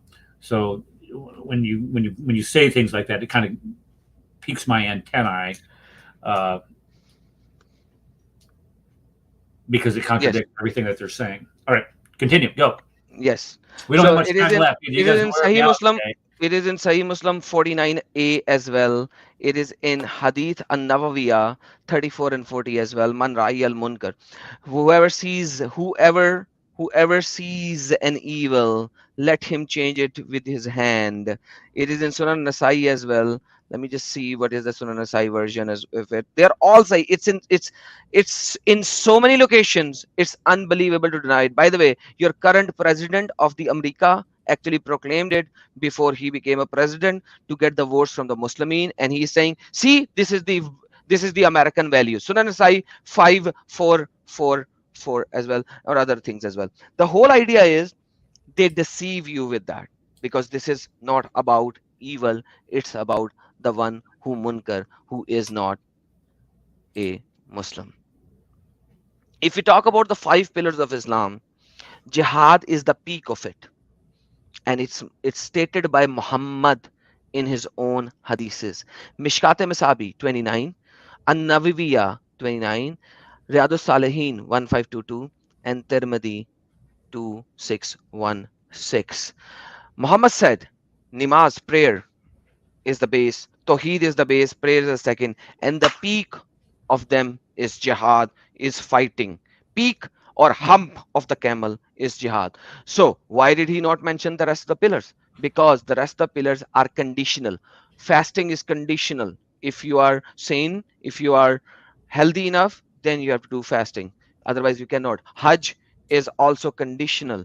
If you have money, if you are healthy, then zakat is also conditional, because if you have money saved for 1 year for X amount of money, only then you have to pay it. They are conditional. Prayer is not conditional. Tawheed is not conditional. And peak of the pillars of Islam is fighting. That's it. The whole idea is you have to fight, you have to fight, you have to fight. And at the end of the day, Quran is very clear. When Quran is finishing in chapter number 9, verse number 123, it says very clearly, O who you have believed, fight against those adjacent to you of the disbeliever and let them find in you harshness. Right. Harshness. 123. Total 126 verses, right? 123. Last verses. Everyone you should fight. If you're in America living, your next door neighbor, he needs to feel harshness in you because he's a Christian, he's a Jew, he's an atheist, he's an agnostic, Hindu, whatever you may say. You need to make him feel harshness is in you if you are a true Islamic believer. This is how Quran finishes his revelation to Muhammad, which is supposedly a mercy for the whole mankind. Where is the mercy? Where's the mercy seat of Allah? It is merciful. We can't find it. It is merciful. They kill you. This is the mercy of Allah. Yes, they kill you so that you won't become Muslim. So when Hamza actually said, if everyone become like, it's how crazy it is. Islam comes from the utmost demonic forces in the world. And Hadith says, if you have not even thought about fighting, let alone fighting, if you have not even thought about fighting, you will burn in hell. You will be raised among the munafiqeen. And according to Quran, the munafiqeens are in the lowest part of hell, means they are the fuel of hell. So at the end of the day, this is a demonic cultish movement to destroy this world. And I challenge each and every Muslim to come up and say, I am wrong. Well, I think there's an avalanche of evidence that you presented there, and you and I are probably going to have to get together offline so I can to get that. My brain is overloaded. I know. Dude. I just felt like you ever hear the phrase "drinking from a fire hydrant"? No, I have not. Okay. Yeah. You know what a fire? Okay. Do you know what a Yes, fire hydrant? Okay. So when you open up a fire hydrant, you try to get a drink out of it. What is that like? You can't. I mean, it's just too much water there. It knocks you over, and that's kind of like what you just did for us, and I appreciate that. What I want to do is get some time together, maybe do a show where we can go through those verses slower, so I don't have to, because I don't even know what these verses I wrote. I don't even know what the heck I wrote. Yeah, definitely need to break that out and expand on that. Yeah. You just gave like in like 20 minutes now. You just gave like 4 shows worth of material. Right. Yeah. He's you like, know what I mean? He's like, I will tell you something just for 10 minutes. Come on. Just calm down, man. Dude, you guys were talking for 2 hours, and I was like, I need a very little time. Just let me push the last boat into the sea. That's all what I did. Okay, but so at the end of the day, you could get all the time you needed.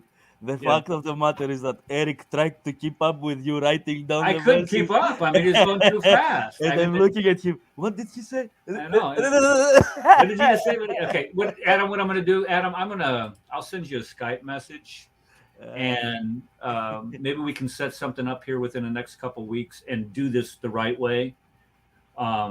Because I mean, people need to understand this, and this I've said it. And sometimes I get myself in trouble in certain circles by saying that. But when we start looking at this ideology and the emphasis behind the emphasis and the impetus and the foundation behind this ideology, the Quran and Muhammad, and what they did, what it says, and what they've done throughout history to other people groups that do not bow a knee to Mecca 5 times a day, is absolutely horrendous. And people will not believe it, unless they see it. And what you were reading off these verses, the likelihood of somebody coming to the show and viewing the show today and going through there and writing down those verses and going and looking them up themselves is not very high. But if we had you on and we did a show and we went through these verses and you could share the screen and you could show us what these words are in the Arabic, of course, we always got to know what the Arabic is, of course, because if you don't know Arabic, well, then you can't understand Islam. Baloney. We would have you on so you could do that. Would you be willing to do that on a Sunday? I will. No worries at all. We will do that. But at the end of the day, Eric, the whole idea is whenever you feel like comfortable, we'll do that. The whole idea is that my country was invaded by Muslims. Yes, it was. You need to understand that. Yeah, I get it. I They understand. Yes, I'm a of history guy. they made the people subdued. They raped our ancestors, Mhm. females, raped them, killed them, molested them. Unlike Egypt, the beautiful part of that area was that it was not under one single ruling. It was up about areas. They took 800 years and still were not able to conquer the whole land because it was divided by areas. That was the only difference between that land versus Egypt. Right. And what they have done with Egypt, you guys already know that. Yes. Yeah. But when I left Islam and I studied all that, and I realized, dude, it's all in the hadith and in the sunnah and in the Quran. I do not have to go out of it to proclaim that Muhammad was a terrorist and the Muslims who came in were terrorists, and all the organizations which are called terrorist organizations are actually following the Quran and Sunnah. The rest are hypocrite according to Quran. And this is what I'm going to proclaim and prove. And I challenge everyone, if you want to bring the topmost scholar, bring it. I'm debating the topmost scholars of the India and Pakistan already. In the news channels, I have like over 16 news channel debate videos which are in live in satellite channels already and in YouTube already, but in Hindi. But somebody needs to tell me that I'm wrong, because if I'm wrong, then Tibri is wrong, Qurtubi is wrong, Ibn Kathir is wrong, Jalalain is wrong, and all the early scholars are wrong. And even these Sahaba Ikram, the first generation, are wrong, because if they are right, because each and every one of them took these verses how ISIS took them. Well, How if they are jihadi right, organizations took them. If they are right, Muhammad is wrong. If Muhammad is right, they are wrong. That's how it goes. Absolutely, brother. You don't even need to go to, let's say, to Sunnah or something like that. You can just stick on these particular Quranic verses where it says, "Kill them, find them wherever, kill them wherever you find them." I don't know, all these kind of verses 9-5. that you 9-5. But 9-5 is usually proclaimed by the later scholars as for that contextual. So I will not even go there. I will move 9-18 onwards, which changes the context. See, I'm happy to move along with them. How many will they destroy? Yeah, They cannot. And also you can start with 551, which is saying, do not take them as friends. So how am I going to take them as He enemies? cited that. Right? Okay, And to be fair, he did cite 551. He cited 6151. Yes, he did. Said 839, 351, 447, 3326, 598. He cited check this out. a million of them that we need to go through. That needs to be broken out. Ibn Kathir actually says very clearly. Dr. Zakir Naik. Sorry, brother. Oh, I was saying you're the anti-Dr. Zakir Naik. Alhamdulillah. No, that's how we need to set it up. He doesn't have tax problems like Dr. Knight does. But somebody actually took my icon and he used the rubbing thing and he rubbed it, and they say we found who Adam Seeker is.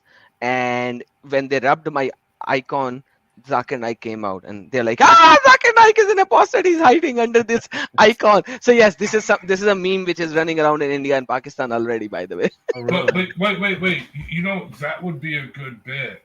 Adam Seeker gives the lecture, and then you do it in Zakir Naik style. We could actually get with Dr. ACGI now, where we could put your voice on Dr. Zakir Naik's head, you know, for the avatar, and then we all show, you know, Christ is risen or something like that. You know, just like the Muslims. That would be a good bit.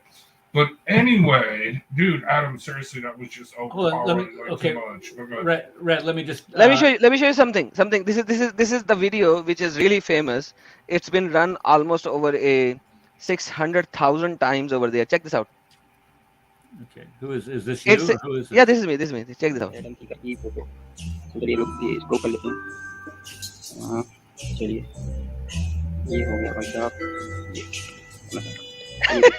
Oh my gosh. Adam Seeker's face revealed. Please protect. Can they? Yeah, it looks just like you, bro. Oh, they're doing like a scratch off. I see what you're saying. Oh, no. Oh no!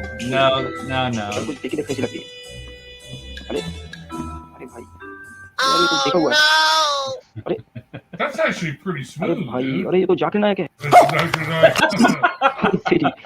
ये तो यार चौकीदारी छोड़ निकला So there's a meme going on around in India and Pakistan already on this. That's hilarious. That's actually good. I like that. That's funny. That's actually good. Anyway, Okay. can I play my video now or what? Yeah, no, I'm going to say, well, I'm going to do one more thing, and then we're going to get to your video. Okay. Kufar phobia. You have a debate at 7 o'clock Central Standard Time, 8 o'clock Eastern Standard Time would be. Yeah, about 35 minutes. Okay. Who is it with and what is it about? And where can we go to it? It's on Clubhouse. I'm not sure if I'm going to be able to stream it because last time I tried to, the audio got screwed up. So it's going to be on Clubhouse. It's some guy that wants to debate me on, is the Quran the words of Allah or men? How did you get somebody to do that? That's so easy. That's so easy to destroy. Yeah. That is so easy to destroy. There are 279 times Allah mentioned in Quran maybe. If Allah is the true sovereign God, how can he use the word maybe? The Arabic is la'al. If you want some verses, chapter number 2, verse number 21, 52, 53, 63, 73, 150, 179, 183, 153, chapter number 3, verse number 123, 132, 206, 35. There are 279 times Allah used the word maybe in Quran. If Allah is the most sovereign God who knows everything, how the hell he is using maybe la'al in 279 times in Quran? Maybe because it's Muhammad speaking. Exactly. Yeah. Okay, so if you have a Clubhouse account, look for Dr. Kufar Phobia on Clubhouse. No, actually look for Dr. Seuss. That's right, Dr. Seuss. Yeah. That's right. And What was the name of the channel again? The Cat in the Hat thing is where It's going to be done on not one of my rooms. So let me see. I can post a link. Well, can you ping us? Yeah, I can ping. I'm going to be ping on. us. I'm going to be on Club Deck, so I can record it just in case. Yeah, I'll come to it and Yeah, I'll give you the most good verses if you are on Skype with him. Yeah, give him these most good verses of the maybe. Well, actually, Adam, when me and Paul and Usama did the dissecting the Quran, we came to the conclusion that Allah was the God of maybe or perhaps. You already did that? We'll do this. Yeah. Awesome. So you already know. But like Osama actually goes through all of them. I don't. When in a discussion, I go through 9 of them because here Allah is stating a future thing, predicting a future thing with a maybe. Like a lot of things they actually says, hey, this is this. But when Allah is predicting something, stating something as an authority, he cannot use maybe. So I will give you those verses where they cannot run off from that argument, by the way. Yeah, I was going to say, send me those because like I said, send me a text on Skype. I will. Okay. All right. Wait, on Clubhouse is Dr. what? Seuss? Yeah, Dr. Seuss. Like It's got the cat in the hat. It's got the Cat in the Hat logo. How do you spell Seuss? Seuss. Seuss. Okay, let me point out one thing here in the chat. No, I'm not finding you. Oh, I found you. Follow. Okay, let me address this here real quick. A cat with a hat, isn't it? A cat with a hat. Because there are 3 of them. Okay, the Trinity requires the sacrifice of brain cells. And folks in the mods, just let whoever this is, Islam is the way, the truth, and the life. And I'm not sure if you realize this, where Jesus came, oh my goodness. No, where Jesus came up with this, and a lot of people don't realize This is a Muslim. Quran chapter number 37, verse number 107.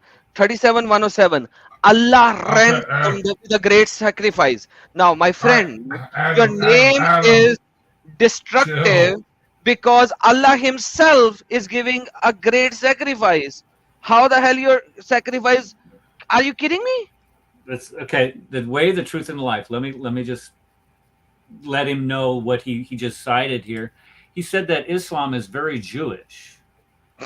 I'm serious. He does. Now follow this. Yes, he does. Yeah. When you look at the Jewish temple, there were 3 doors going into the holiest of holies. One of them was called the way, the second was called the truth, and the third one was called the life. So if you were going to say that Islam is a Jewish practice, then you go right on ahead. You deal with your jihadi brothers to see if you get away with that.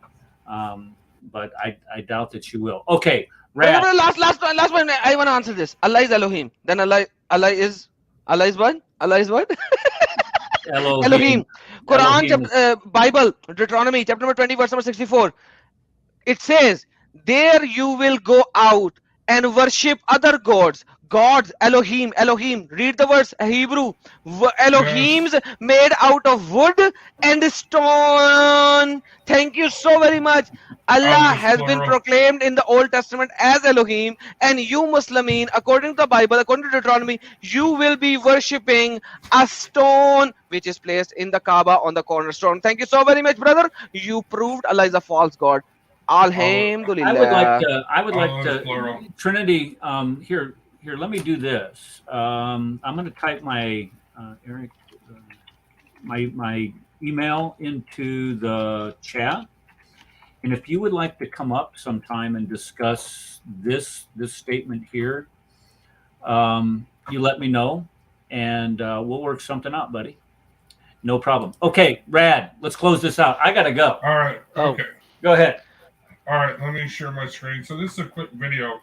In case you all have been watching what's happening in France, this is pretty interesting stuff because they're promoting it as BLM riots.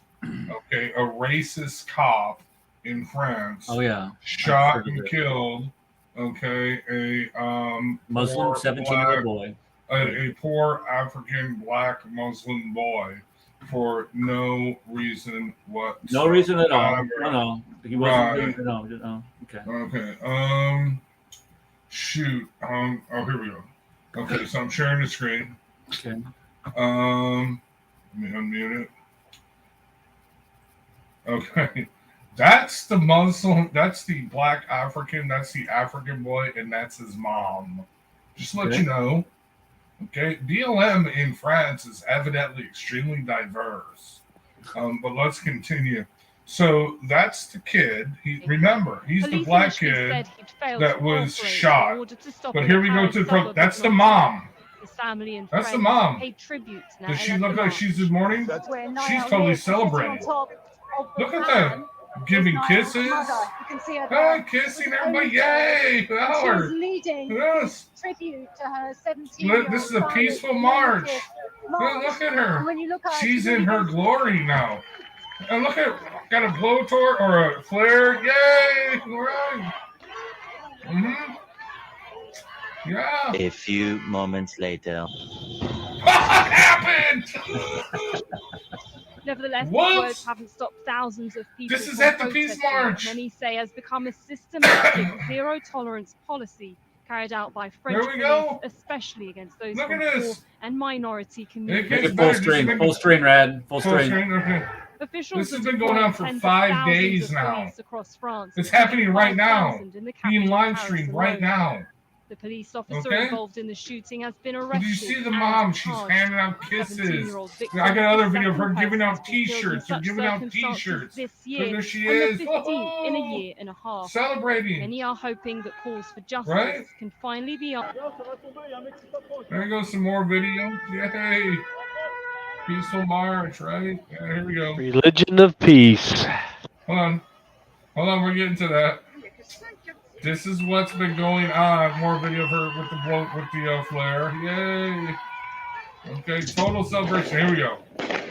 This has been going on now. This is night 6, but this is from day 3, I believe. Okay? It's in multiple cities, the videos that you are watching now.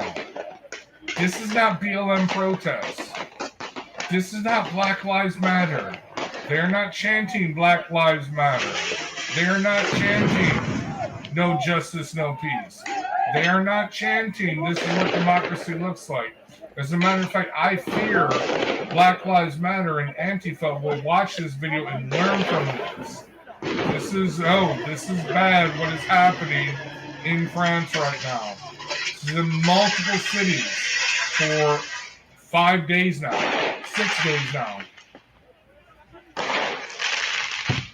Hundreds of officers seriously injured, thousands of arrests every night, and it still goes on. Multiple cities. It has spread to Belgium. Now remember, France has a Muslim population of 10%. What happens when you get a population of 10%? This is what happens. Yeah. This is what happens. Okay? And the seculars can't understand this. Seculars are the most stupid people who can't comprehend this. Look at that, dude. They ain't playing around, dude. They are not playing around, dude. It looks like France needs the Second Amendment is what they need. It looks like they need. Oh, they actually kind of do. Gun stores have been raided. Dude, I don't know about your amendments. Can you say it in the more? The people need to arm themselves. The people need to arm themselves. The right to keep and bear arms shall not be infringed. That's the Second Amendment of the Constitution. That Here's guarantees the the right thing. to own France does allow citizens to arm themselves, and gun stores have been looted. So they're arming up. Well, it doesn't look like they're doing a very good job of it. Yeah, well. This is thousands of police officers they've mobilized. 40,000 police officers, plus French special forces. Okay, look at that, dude. That's not saying a lot.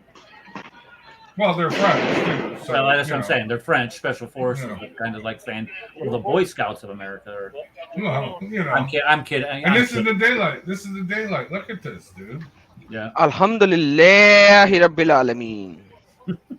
We destroyed the kuffar and their property. But anyway, the point I wanted to make about the mother, okay, and the child, again, even though this is being marketed as, racist, white cop shoots innocent black teenager, that's not the case, as you can clearly see, unless BLM is more diverse in France in the pigmentation level. What I'm just saying is this, and look at the way she's celebrating. She's a hero. She's I mean, seriously, she's Queen Bee. She's waving kisses, blah, blah, blah. Giving out T-shirts. It's a great day. This is celebrating. Why? Because she hit the jihadi jackpot.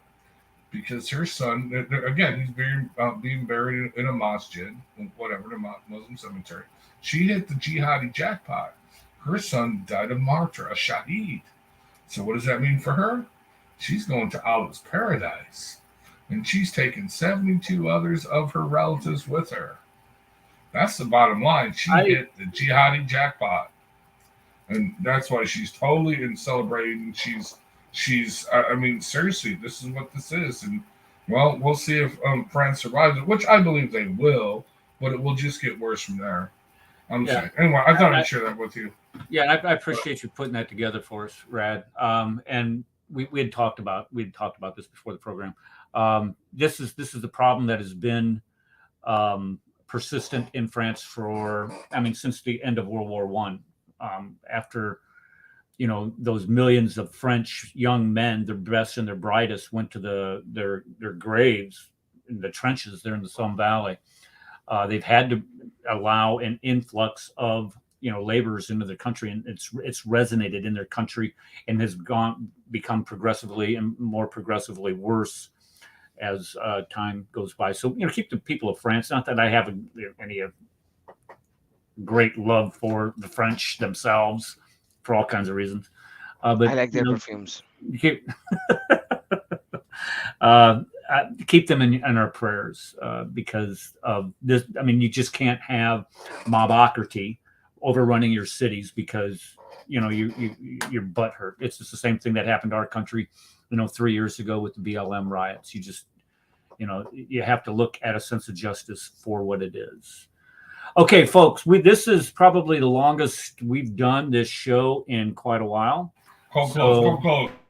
I know. I gotta be at church at 7 because we're doing fireworks tonight. But thank you. Happy 4th, everyone. Everybody enjoy your Independence Day on Tuesday. Be safe out there, and enjoy your day off and celebrate the Christian founding of our country and what it has produced, the greatest Which nation. is it not right now?